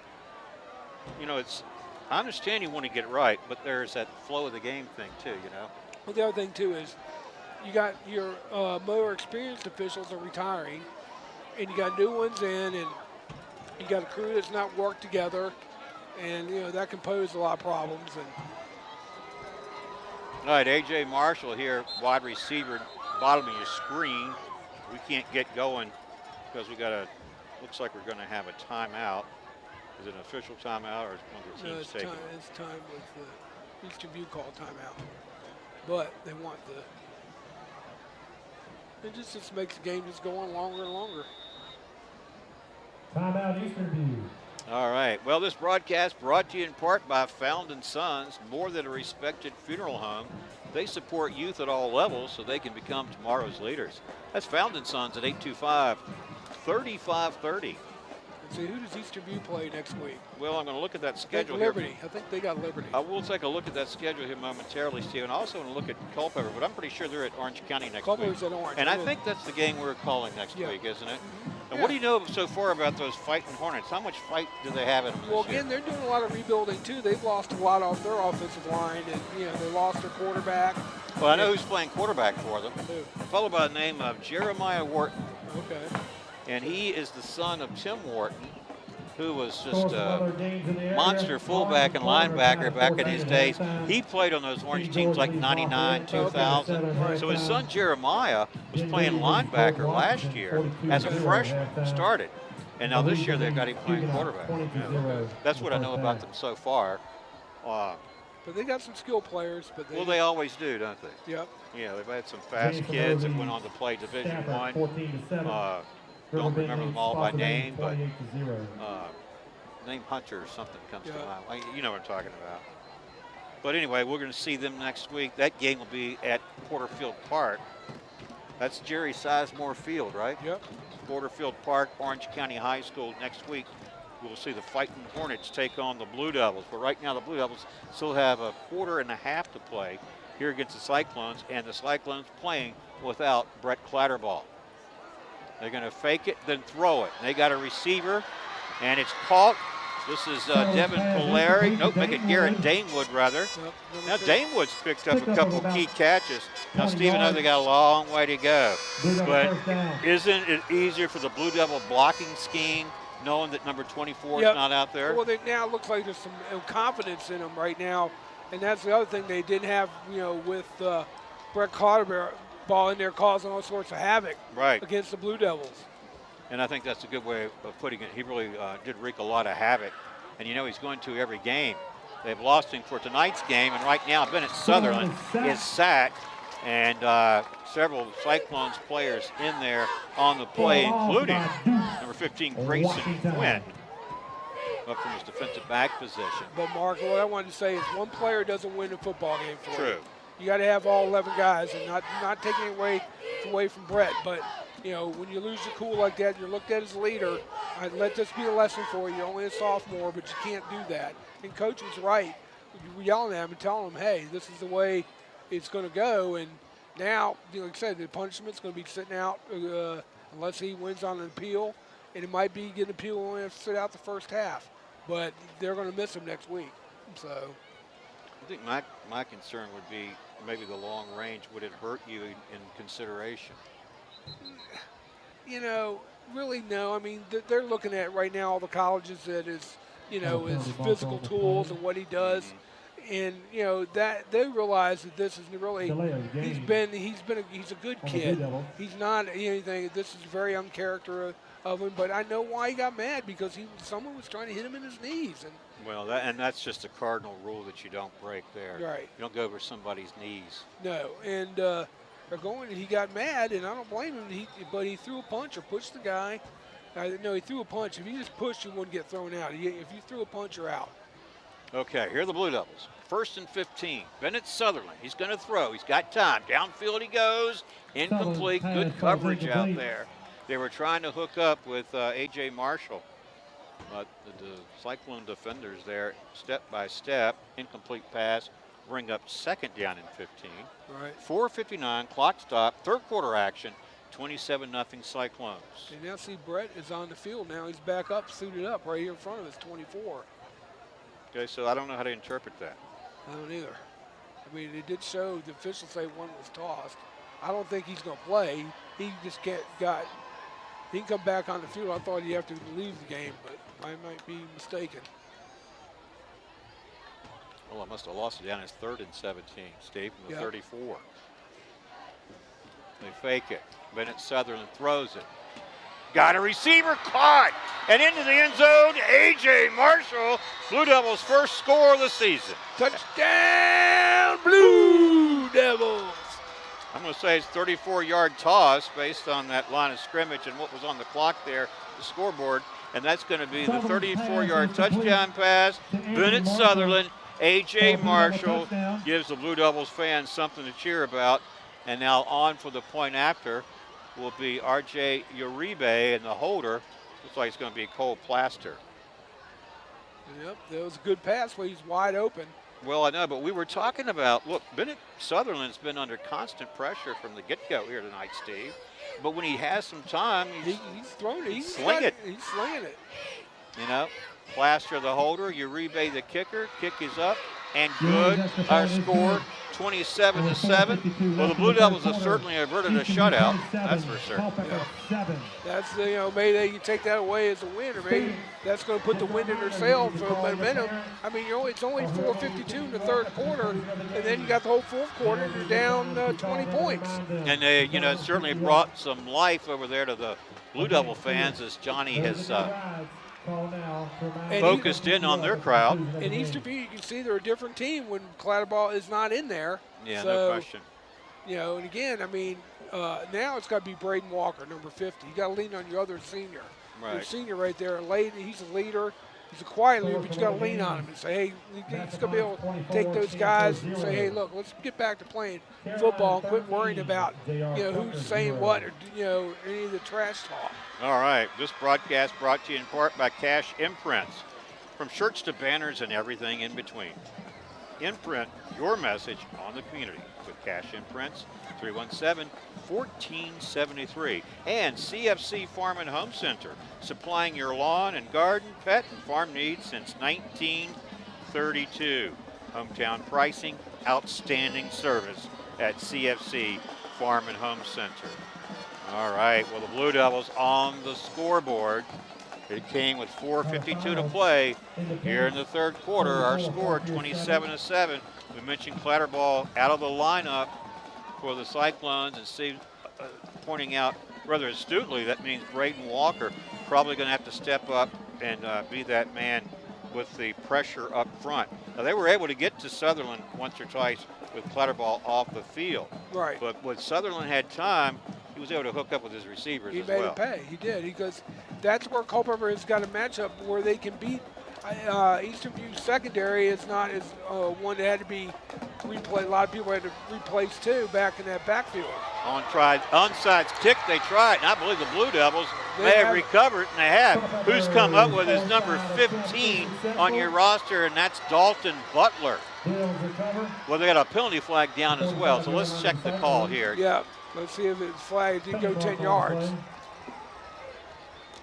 Well, I've got to admit that if you look at tonight's crowd, it's rather densely populated. I think it's Yep. really good. The fans have come out. I mean, we knew they would. This Eastern View side is virtually full, but if you look at the visitor side, there's not a lot of empty seats over No, there. good. And they feel the momentum is shifting right here. Let's see what the call is.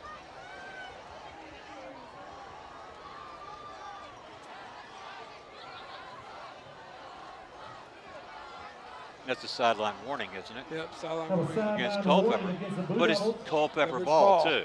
All right, and we're looking where they So take over. They're going to ball, take first over and 10 at the before Eastern down. View 45-yard line. Yep. And as you pointed out, Steve, there's ample time here if the Blue Devils will put things together. The Cyclones, they have been dominant, but Bennett Sutherland able to connect with A.J. Marshall for a touchdown. Let's see if they can keep it going here. They go back to the pass.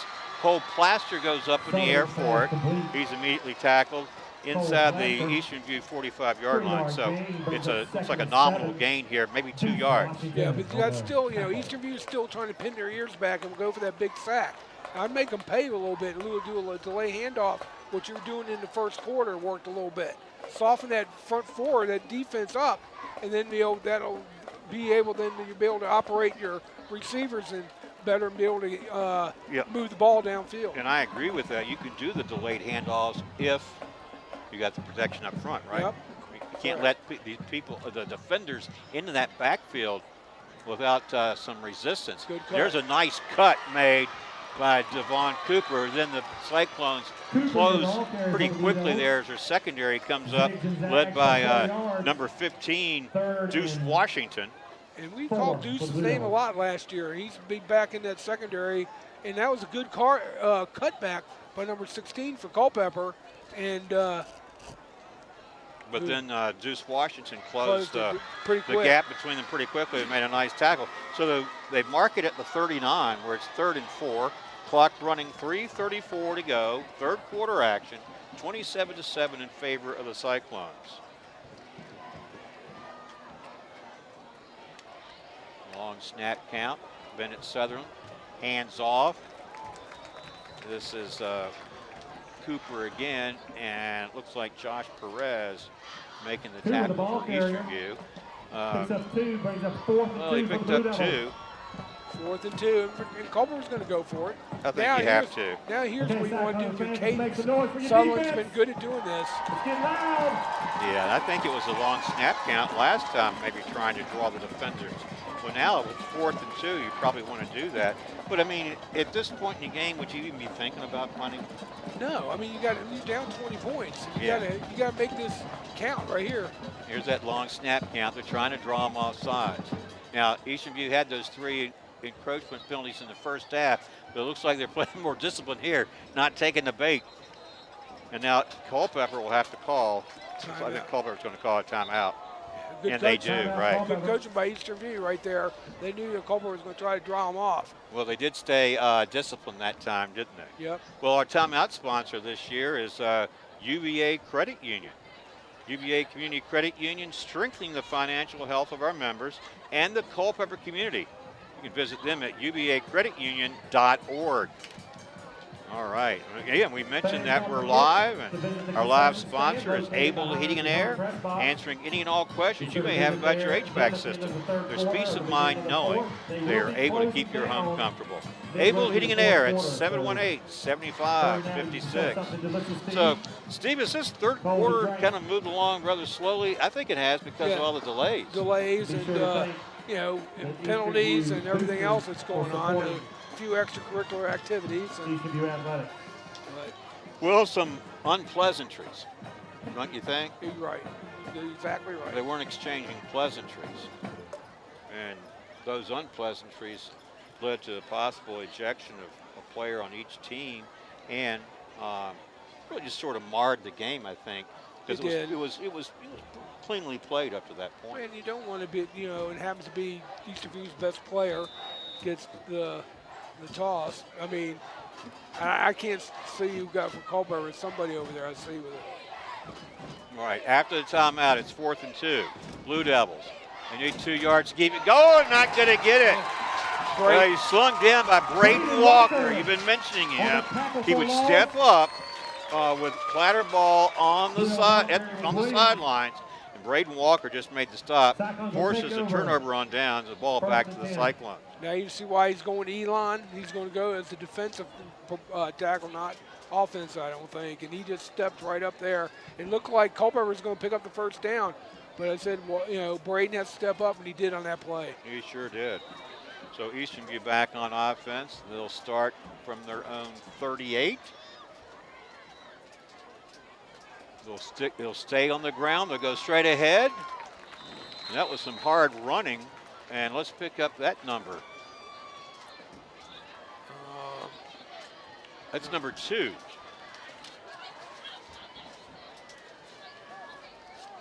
Well, Jaden Williams again. Yep. Now, he had quite a few carries in that first half. He looked good and fresh right there. No, he did. So Jaden Williams picked up 8. They go back to him. Stutter step, delayed, and still on his feet, spinning his way through Blue Devil tacklers like gonna shoot him away. Yep. And that's a good power run right there. And also number 45 leading the way for Eastern View now. He's in place of Brett Clatterbaugh at that H-back. Oh, 45. That's Branson James. Yeah. He's in the backfield right now. All right, and he's back there with Jaden Williams, DeMaio Hunter, the quarterback. He's going to throw it. Got a receiver open. Threw it in between 2 defenders. They're trying to strip it, and they do. And then pouncing on it, it looks like, is Garrett Damewood of the Blue Devils. Yeah, it is. Well, that's exactly how it played out. It was a great pass, great catch. I think he was fighting for extra yardage. The ball got a little bit away from his body, and the Blue Devils were determined to strip it out, and they did. He started bobbling because he didn't bring it into his body, Mark. He held it out there, and I know he's trying to switch direction, and the ball, and then you had the player, defender knock it right out of his hand. And so there they were able to capitalize, but it didn't. Eastern View was driving. It looked like they wanted to score again, but now Culpeper has it deep in their own territory, and they got a long way to go to try. They got 58 seconds here in the third quarter, but they got over 90 yards. Well, I was going to say the good news for the Blue Devils is they forced a turnover, but the bad news is you can't make any mistakes here because you're inside your own 10-yard line as you start. Exactly. Yeah. So you got to, we've seen a couple, bad snaps, and we've seen a couple fumbles, and so this is where it's really important for Culpeper to certainly keep possession of that ball. Bennett Sutherland winds up, throws downfield. This one nearly picked off.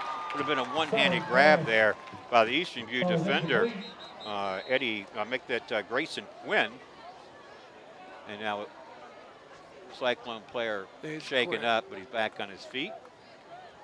That may have been Here's a cramp. Jeremiah Jackson, perhaps. But, now, Culpeper's got to be careful, like you said, Mark, down here. They can't give away. They've got to get some yardage here. They've got to, right now, they tried to hit the home run, didn't work. Let's go back, let's get 10 yards and move the ball down the field, because we don't want to be in a 3rd and 10 deep in our own territory. Right, so, and this is 2nd down, right? Yep. And you want to pick up, you need to pick up at least 5 yards. At least. Yeah. Number 16 for Eastern View came off the field. Okay, so that was Grayson Quinn. Yep. All right, so now here is 2nd down and 10 from the 8-yard line. Again, Blue Devils have to be careful to hold on to that football. I want to turn it over here. All right, Bennett Southern running away from the pressure. He does pick up a few yards and goes out of bounds. There's a flag on the play, Mark, and it looks like it's going to be a legal block in the back or a hold on Culpeper right there. Or it could be, that's what I'm guessing. It's thrown right there at that play when Sutherland turned the corner. Or it could have been a face mask. We'll see. Holding against Culpeper. It's going to be holding against Culpeper. All right, so isn't this marked off from the spot? Is that how they do it? Yeah, but half the distance to the goal. Because the line of scrimmage was the 8-yard That would be a line. half the distance to the goal line spot foul. Yeah, they're going to give the ball at the 7. So he must have got out to the 14. Replay 2nd down. Well, they finally put it down where? At the 6, Steve. Yep. So either Half way, the distance, it was at the 12, half the distance to the 6. final 40 seconds ticking off here in the 3rd quarter. And this run out to about the 8 or 9-yard line. That's it. Picked up maybe 3 yards. Clock continues to run. Under 30 seconds to play. They may not get another playoff here in this quarter. Well, see, that to me, if I was Culpeper, I'd want to try it, but it's 3rd down. If it was like 2nd down, 1st, 2nd down, then I'd try to run and play. But 3rd down, you want to make sure you get this. So let's talk it over and basically get a free timeout with a quarter. Right. Because again, they just can't afford to make a mistake in this position of the field. Final seconds ticking off, and it's in the books. We've played 3 quarters here at Cyclone Stadium in this annual Cannonball Classic, where our score is Eastern View 27, Culpeper 7. We will take a break and come back for the 4th quarter right after this. This broadcast is brought to you by the following community sponsors. Able Heating and Air, answering any and all questions you may have about your HVAC system. There's peace of mind knowing they are able to keep your home comfortable. Able Heating and Air, 718-7556. Battlefield Automotive, willing to take your trade and offer up to 125% of Kelly Blue Book Fair Trade value, along with a free trade appraisal. Battlefield Automotive, 547-3673. CFC Farm and Home Center, supplying your lawn and garden, pet, and farm needs since 1932. Hometown pricing and outstanding service at CFC Farm and Home Center, 825-2200. Found & Sons, more than a respected funeral home, they support youth at all levels so they can become tomorrow's leaders. Found & Sons, 825-3530. From shirts to banners and everything in between. Imprint your message on the community with Cash Imprints, 317-1473. K&M Lawn, Garden, and Arborist Supplies, now located directly across Highway 29 from Eastern View High School. K&M, from grass to trees, they aim to please. 825-8371.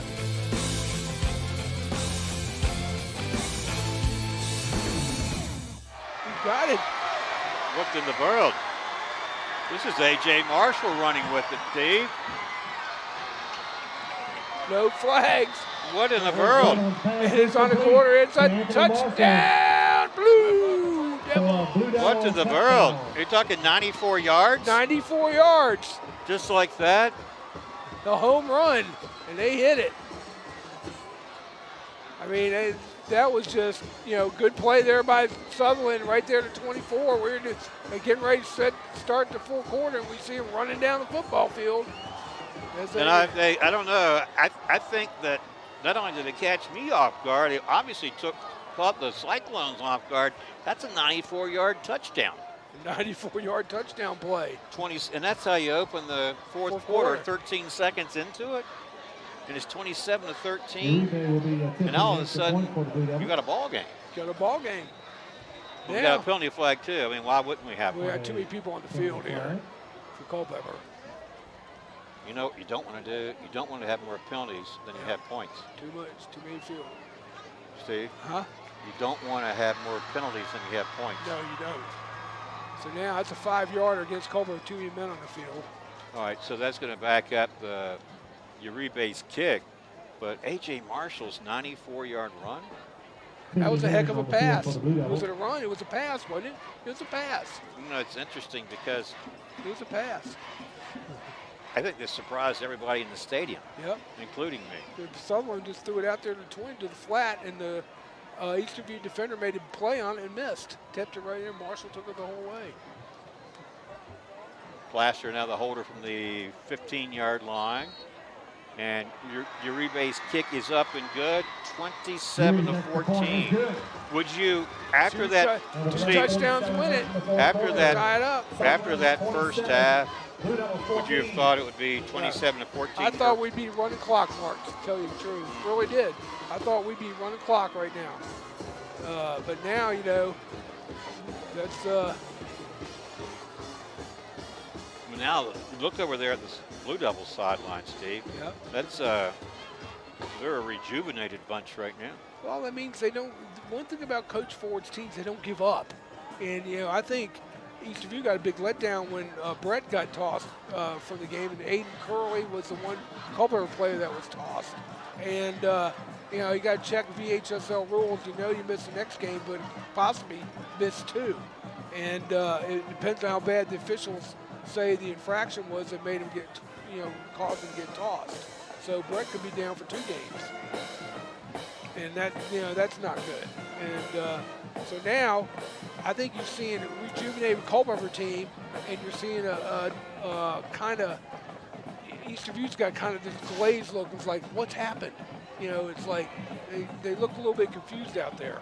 But we don't really know if that's going to hold true because their offense has played well tonight, and they're going to get the ball back. We'll see how they respond to that, right? Yeah, they're going to have to come out here and play mistake-free. They will kick it off for the Blue Devils, who now trail 27-14. Just 13 seconds into this fourth quarter. And what a play, though, by Culpeper. Hats off to them. They got the ball, got it quick. I think they caught Eastern View napping on that play. And this pooch kick does not catch Eastern View napping. That one's fielded cleanly at the 35-yard line. All right, well, it's a 2-touchdown game right now. And the Cyclones back on the field on offense. And let's see how they respond. Well, Culpeper was getting tired of being pushed around. Now they're just saying, hey, they can play with them. They just got to play sound football. All right, they do have it marked at the 35. That's where Eastern View goes back on offense.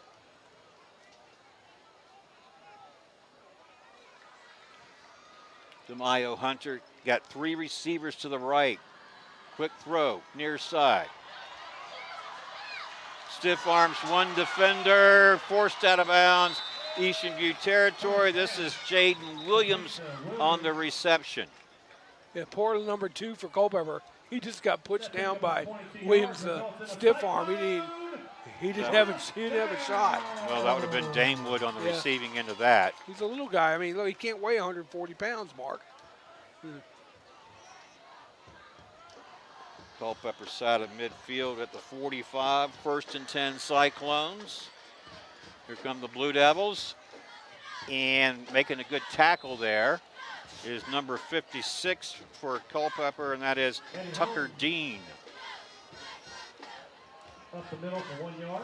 Now, like I said, Culpeper wants to force a 3 and out if they can get it done here and get the ball back. We'll see what Eastern View is going to be happy to, I think, just give it to Williams to run the football, eat up the clock. All right, so DeMaio Hunter back there on 2nd and 8. They hand it off. And unable to break completely from the grasp there. The ball carrier, number 17, was Eddie Holmes. Did you see who made the tackle, Steve? Wood on the tackle for loss for the Blue Devils. And, 3rd and 12. Missed that. I couldn't see who made the tackle. But Eddie Holmes, the ball carrier, he tried to get past the grasp of the defender. Looked like he might, but then he slipped, and once your knee hits the ground, play's over. All right, so they mark it now at the 47. So he actually lost 4 yards on the play, and it's 3rd and 12. Yep. Opportunity for the Blue Devils, but DeMaio Hunter takes it straight ahead, and that's where his speed really kicked in, and he was able to run past the pursuit and pick up a key first down for the Cyclones. That was a good play call by Hunter. He saw the opening right there. That most of the line of attack was running right by him, and he saw that opening in the middle. The linebackers weren't there. Took it in there for a 12-yard gain. Good play. All the way down the 33-yard line, and back goes. That's Hunter. He's going to go all the way from 33 yards out.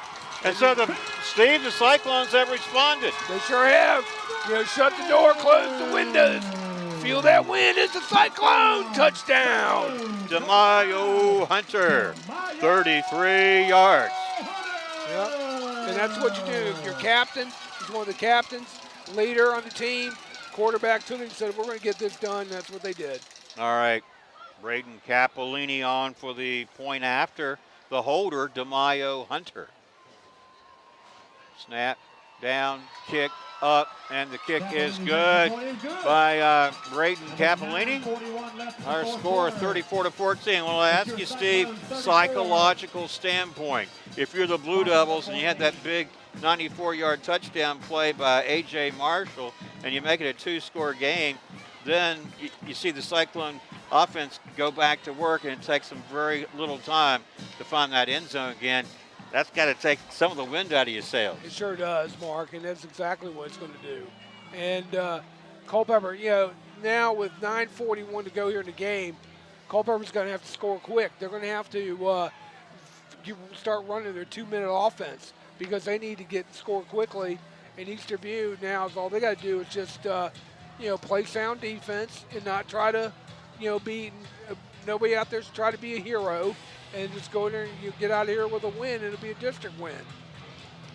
But they've sure played different until now, after what happened with Brett getting tossed from the game, and now for a while there, Eastern View looked like they looked like a punch-drunk boxer, that they're getting hit from all sides, but then they now have righted the ship under the leadership of DeMaio Hunter. I think the absence on defense was certainly glaring with Clatterball on the sidelines.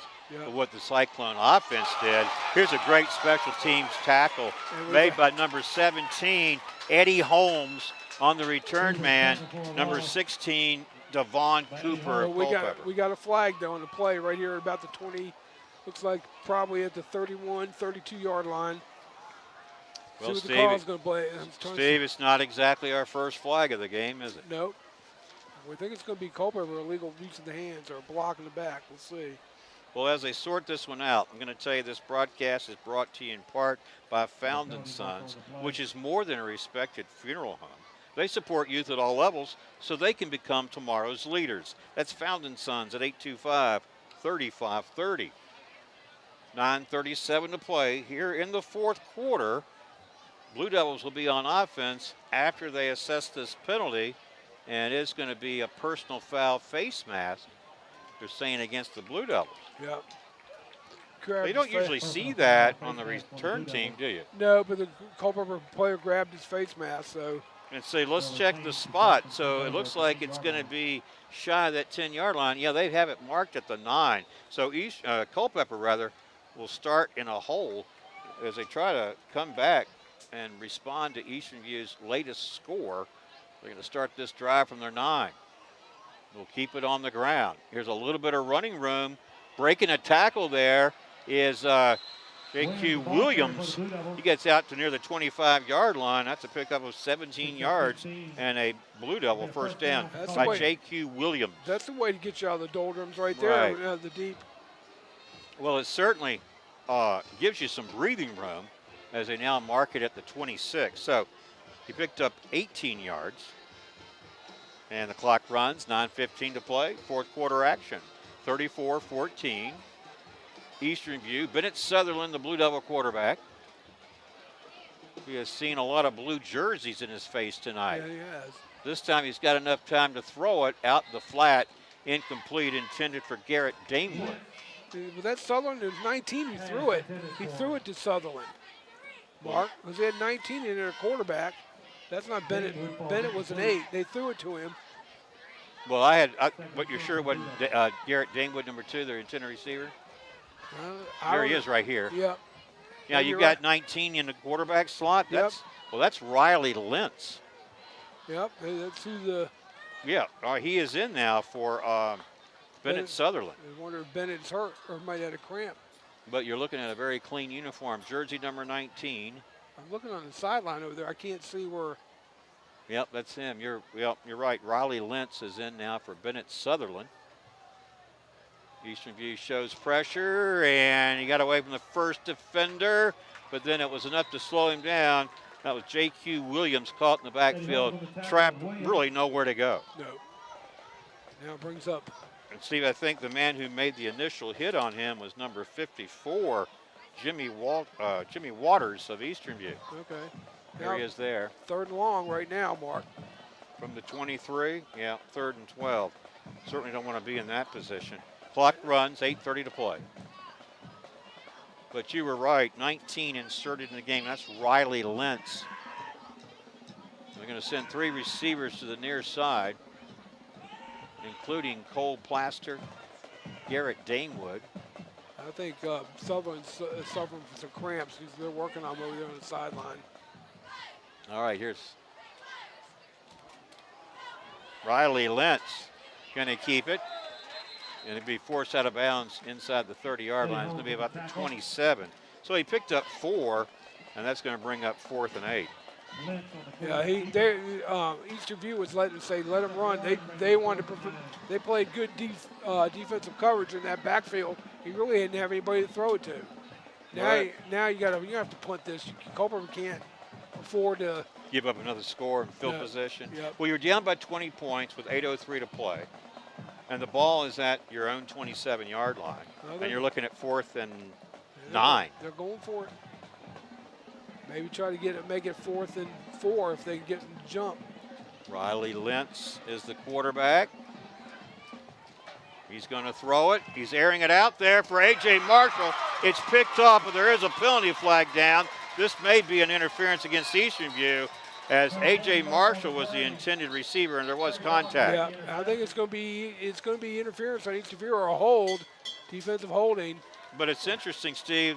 Trey Brock got the interception, but if this is interference, I think. Let's see. Don't they mark it from the line of scrimmage rather than the point of contact? Right. Report to the concession stand. So here, and bring some form of we'll get the call here momentarily. Your Visa card. Jason Weiss. Report to the concession stand. How'd you like to have him mic'd up? See what the call is. It's pass interference against Eastern View. And automatic first down. And it is a first down. So let's check the spot where they actually mark it. The line of scrimmage was the 27. Okay, and that's where the official goes back to the point, the original line of scrimmage there at the 27. Marks off 15 yards. Yeah, now he marks it off from there. And see, this is a contrast, isn't it? Yeah. You're watching the college or pro game, and the interference is the play is at the spot, the call, right? Now you come back. Well, I mean, in college though, it's not a spot foul. It's that where the interference occurred, then they mark off 15. But in the pros, they can. It's at the spot if it's in the end zone or. College and high school aren't spot right, fouls. and then here in the high school, they went back to the original line of scrimmage and then marked it off. Now they go to the run, and this for naught, as I think we got a new ball carrier in there. for Culpeper. Let's check that. Yeah, well, it was number 4, Devin Polari, getting the call. And I don't see Bennett coming in. Sutherland, he must be hurt, Mark. Or he could be dehydrated too. It's hot out there. You're getting those. Second down and 12, Blue Devils. That new quarterback in place of Bennett Sutherland is Riley Lentz. Like Devin Polari alongside him. 3 receivers to the right. Polari will block. They've got a receiver out there to flat. And this was, again, for naught, because coming up making immediate contact against Garrett Danewood. No gain on the play. No gain on the play, and then that brings up third down, Mark. Third and long. Yep, no gain right at the line of scrimmage, 40. So it's going to be 3rd and 12. Well, they're more like 3rd and 11. And the clock continues to run. We are approaching the midway mark of this 4th quarter. But again, I go back to the 3rd quarter, and it seemed like it really took a long time to play that. It did, Mark. Well, you had a lot of things going on. All right, from the 40, 3rd and 11. That's Plaster in motion. They're looking for him here. They've got him, but it's not going to amount to much. That play is smothered quickly. 25. Yep, that's Shaheem Fry coming up and making a quick tackle on Cole Plaster. Now, here's another 4th down. And, Mark, talking about Culpeper still being Division III, they can, see, Goochland moved up this year. To 4? I think so, to a 4.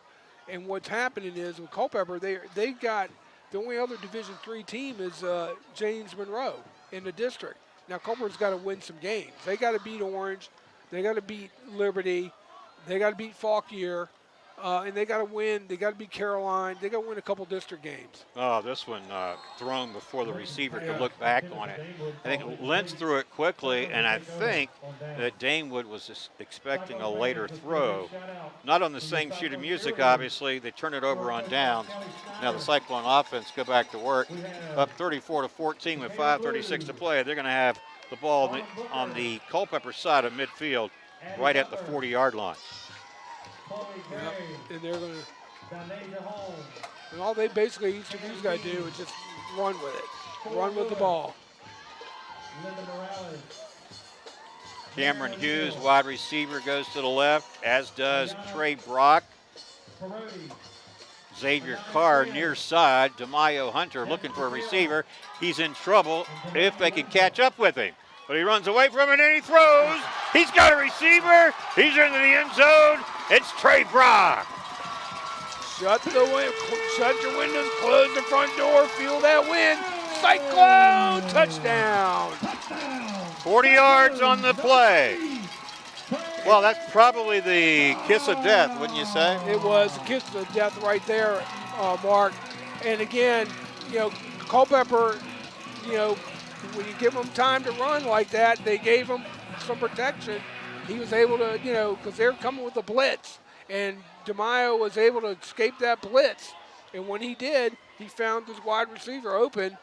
And again, well, we got a stoppage here. They got a block on the play, but I think we have to kick this one over. I wanted to say, Steve, that any hopes that the Blue Devils had of trying to engineer a comeback were likely dashed there. Yeah, they were dashed on that one, Mark. That's that was the one right there that, pretty much cemented the win for Eastern View. But again, you got to give Eastern View credit. I mean, I thought Culpeper was going to have the sack on Hunter. He was able to get away. And what happened was the defensive back for Culpeper got caught. Thought DeMaio was going to run it. He left his responsibility, and the man made a wide open catch. Well, and here's the point after that is good. Makes it 41-14. I just wanted to say with DeMaio Hunter, I mean, a quarterback with less foot speed, they may have caught him. Right. But he ran away from it. He did. Man, that's where your athleticism and quick feet really help you in that position. It almost sort of reminds me of what Russell Wilson can do. You're going to run away from the pressure, and then you're going to be a danger when you're throwing on the run. And that poses particular problems for defense. Especially if you got a good quarterback like DeMaio Hunter, fast quarterback. Right. So. I think having those quick feet enabled him to work into a position where he could find that receiver. And, of course, made a nice catch did Trey Brock. And, again, we talk about it.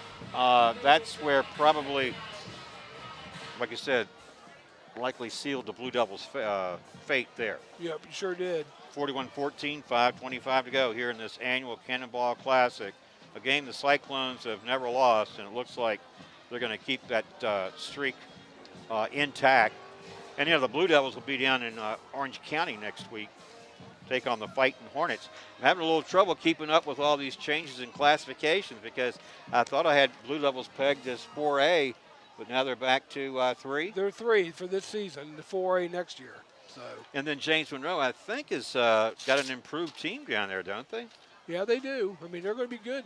They're coached by Coghill, and it's interesting to see Coach Survey is now coaching with Stafford. Is he? Coach Yeah. Stafford. So Rick Survey had all those years at James Monroe, and then he sort of left under, I don't know, just kind of odd circumstances or something. It just wasn't real clear to me what was. They got for a guy that gave 35 years at the helm and state championships he won. Yeah. And then just to be tossed, said they just called him in. The principal did, so we're not renewing your contract. Yeah. Well. And, and so there it was, and he was unceremonious. He kept quiet for.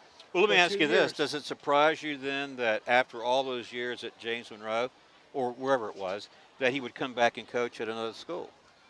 No, because I know he's always James Monroe, but his the head coach for Stafford is a friend of his and asked him to come work with the offensive lineman, and he agreed to do it. Oh, so he's serving as an assistant? Yeah, he's not a head coach. All right. So he just said he didn't want to talk about it, how unceremoniously he was dumped by James Monroe, and he, of course, him and Lou Sorrentino are good friends. Survey. Yeah, not surprised. Now, Lou remains at Mountain View. Yeah. Right. So, I understand that Todd Campbell is an assistant at Colonial Forge now. Todd Campbell, for our viewing audience, if the name doesn't resonate with you, he was on the Blue Devils coaching staff when they won that state championship in '99, and he was the offensive coach. Todd Campbell. Then he went to he at Massaponax too? I don't know if he was at Massaponax. I remember at Riverbend. Yeah, Riverbend. But now he's at, I understand, an assistant at Colonial Forge. We're here at the Blue Devils in a frequent place, a familiar place tonight, in a hole, starting on offense, deep in their own territory, and they keep it on the ground.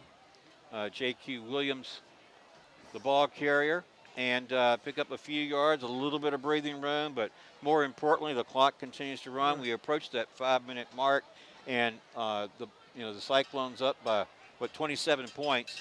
They're going to get out of here again with a victory and maintain the Cannonball Trophy. Yep, and then they're in Eastern View's non-conference football. They got to play Brook Point this year.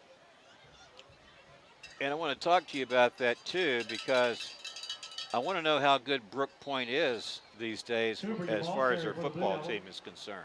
Well, when I was reading in the Fredericksburg paper about them, they're going to have it in today's paper, obviously, that Brook Point, they got them picked in middle of the road, middle of the district. They still have Forge and Massaponax up there competing, and then Mountain View's loaded. So they got Riverbend and Brook Point kind of bringing up the rear a little bit, but Brook Point's going to be a tough out. I think we go there. Eastern View plays them at Brook Point. Well, that's a big game on their schedule then, because you're talking about Brook Point's Class 5. Class 5. Yeah, 5A. All right, here's a toss and a catch made by, I believe it's Cole Plaster. No, it is not. It's Garrett Damewood. Damewood on the reception for the Blue Devils. Short gain, 3 or 4 yards. Stops the clock, 4:02 to play. 2nd down and 7. I'll try to get more of a scouting report on the Hornets this week, Steve. Okay. And I don't know if they're playing. Are they playing tonight? I can't remember if they open the season. I don't know if they do or not. But I do know this is that, getting back, it's a good way. It's good for Eastern View to schedule like a Brook Point because of the points. The points, exactly. So what we're talking about is, the point system is that if you're a 4A team like Eastern View, if you picked up a win over Brook Point, which is 5A, you pick up some major points, don't you? You sure do. And I think Broke Point might even be a 6 now. I have to I check don't that. think they are, but I could be wrong. In fact, I feel like in the classifications, I'm probably about 50-50 with them now. Because, there are a lot of changes. Yeah, there are. The changes every 2 years. So. But yeah, you might be right. But but you got to think of the rest of the Battlefield District. Culpeper, Chancellor, it's going to be. They say they're going to be okay. Cortland is going to be. They're always well coached. Well, J.C. Hall Yep. returns again. How many years has he been there? Is it 20-some? 20 years at least. J.C. Hall. 27, I think. And I think that from talking to him, he was the quarterback. Was it Cortland's last state championship team they had in the 80s? I think J.C. Hall was their quarterback, and now he's been the head coach there for, I think, 20-plus years. Yep. As we're talking, and that's where that's the continuity that we were talking about. So important as an intangible. You're absolutely right. And Blue Devils keep it on the ground, and they see the clock dissipate, if you will, and maybe you're glad to see this one come to an end. Yeah, but I think, people are starting to leave. I mean, it's, again, Eastern View is going to retain the Cannonball Classic again. They've never lost since the inception of the series starting in 2008. Well, and then ending quarterback is Riley Lentz, who's come in for Bennett Sutherland. Sutherland must have been shaken up, Mark. He's standing over there on the sidelines, but I guess Coach Ford didn't want to get any more beaten up as it was. But the other thing is, where Culpeper's going to get his points, if they can beat Fauquier, that's a 4 school. If they can beat Liberty, they beat Liberty last year. So if that's a Division 4 school, and they don't.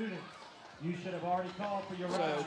I got you. Well, this broadcast brought to you in part by Battlefield Automotive, willing to take your trade and offer up to 125% of Kelly Blue Book fair trade value, along with a free trade appraisal. Battlefield Automotive, 540-547-3673. And also want to mention this broadcast brought to you in part by Cash Imprints. From shirts to banners and everything in between, imprint your message on the community with Cash Imprints. 317-1473. Also want to mention CFC Farm and Home Center, supplying your lawn and garden, pet and farm needs since 1932. Hometown pricing and outstanding service at CFC Farm and Home Center. We appreciate each and every one of our sponsors. We talked about Able Hegan Air being our live sponsor, and UBA Credit Union being our timeout sponsor, and of course Battlefield, Found, Cash, CFC, and K&M. We're grateful for each and every one of them. Thank you so much for your support, and we appreciate what you do out there in the community. Absolutely. All right, so after the timeout, we have 4th and 3 for Riley Lentz and his Blue Devil compatriots. Let's see what they do here. Can they protect him? They do. He throws. This one, they go up in the air for it, and it looks like it's picked off by, let's see, is it number 3, Trey Brock? It looks like number 3. Number 3, okay, that's Trey Brock. All right, that's how that Blue Devil possession will end. And now the Cyclones come on the field. Would you expect to see quite a few subs, or do you see DeMaio Hunter stay out there? We'll see. And see Hunter stay out there, I think. Number 2. We found out that if they were to substitute DeMaio Hunter, it would likely be with A.P. Hall.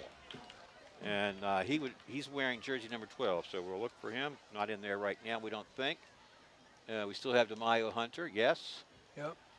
Let's take a good look at that as they hand off to the ball carrier, number 2, Jaden Williams. Yeah, DeMaio Hunter remains in the game. Yeah, Who else is in there we haven't called? How about number 10 of Eastern View's team? That's Keegan Brown. We called his name. 88. 88, a big kid. Yeah, 88. We haven't mentioned him. That's Will Butler. You did mention that fullback, didn't you? Branson, number 45, Branson James. Blue Devils showing some pressure. Here they come. Here's DeMaio Hunter. He runs away from it like he does so gracefully and sort of effortlessly. He picks up, it looks like a first down. They'll move the sticks, and he goes out of bounds, stops the clock. Minute 49 to play here in this Cannonball Classic. Again, our score, Cyclones 41, Blue Devils 14. Yeah, I'm impressed with how Jemiah Hunter's handled himself tonight. And, first game as quarterback and, starting for Eastern View. And he looks like he's shown some promise, Mark. I was going to say that, the word poise comes to mind. He's played calmly back there. Is that fair to say? Yep, exactly. He can feel the pressure. He can run away from it. He can keep his eye on a receiver getting open downfield. And I think he has shown us that he can throw with accuracy. He's just going to let the clock run on down, hand it off. Hand it off. Here's Jake. Is this Williams again, or they go to someone else? No, it is Jaden Williams. He's really been sort of the workhorse running back tonight for the Cyclones. He is. But like you say, and he's going to pick up a first down, but and the clock's going to run, I think, once they reset the chains here. Here it does. Yep. So now it resumes, and we're under a minute to play here in this game. Ball at the 14-yard line of Culpeper. And if it's the first down, I don't think Eastern View is going to want to. Coach Landry is going to want him to score.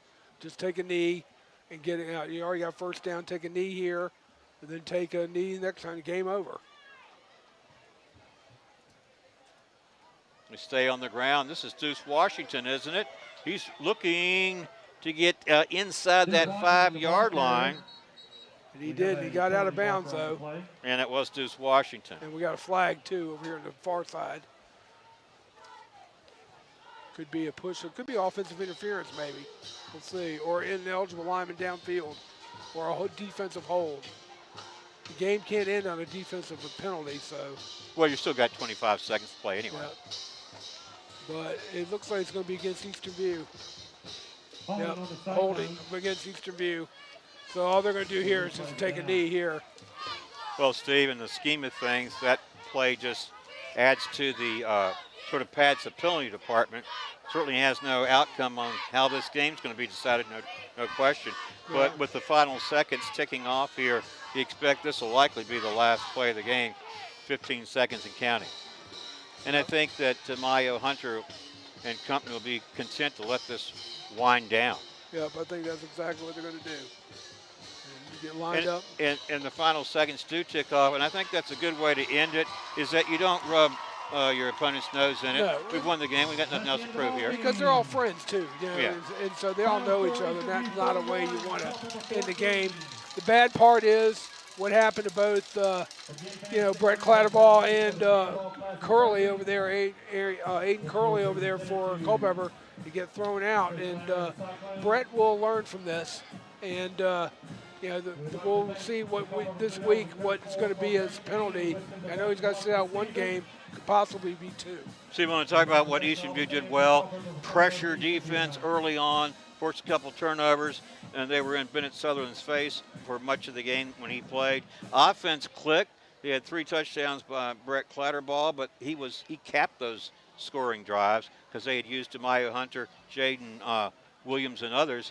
But then I think the penalties for both teams marred the game, and then the ejection of the 2 players. Yeah. Those are the things that really stand out in my mind. If you're the Blue Devils, it would go back to reinventing. You've got to find some consistency up front, get your personnel where they want them to be, and hopefully you can gel as the season goes on. But our final score here, lopsided win, I think that's going to do us for tonight unless you've got any closing thoughts. No, the only thoughts is Eastern View played very well, like you said. Culpeper still got to find they got to find it up front, get a good unit up front, and I'm proud of the way they came back a little bit, but Eastern View was just too much to handle. And now it's going to be next week to see who Eastern View's. I think they've got Liberty, and I know Culpeper's got to go to Orange. All right. Great calling the game with you tonight. And final score 41-14 in the Cannonball Classic.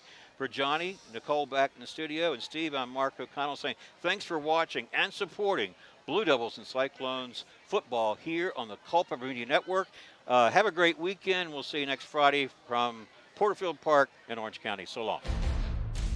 This broadcast is brought to you by the following community sponsors.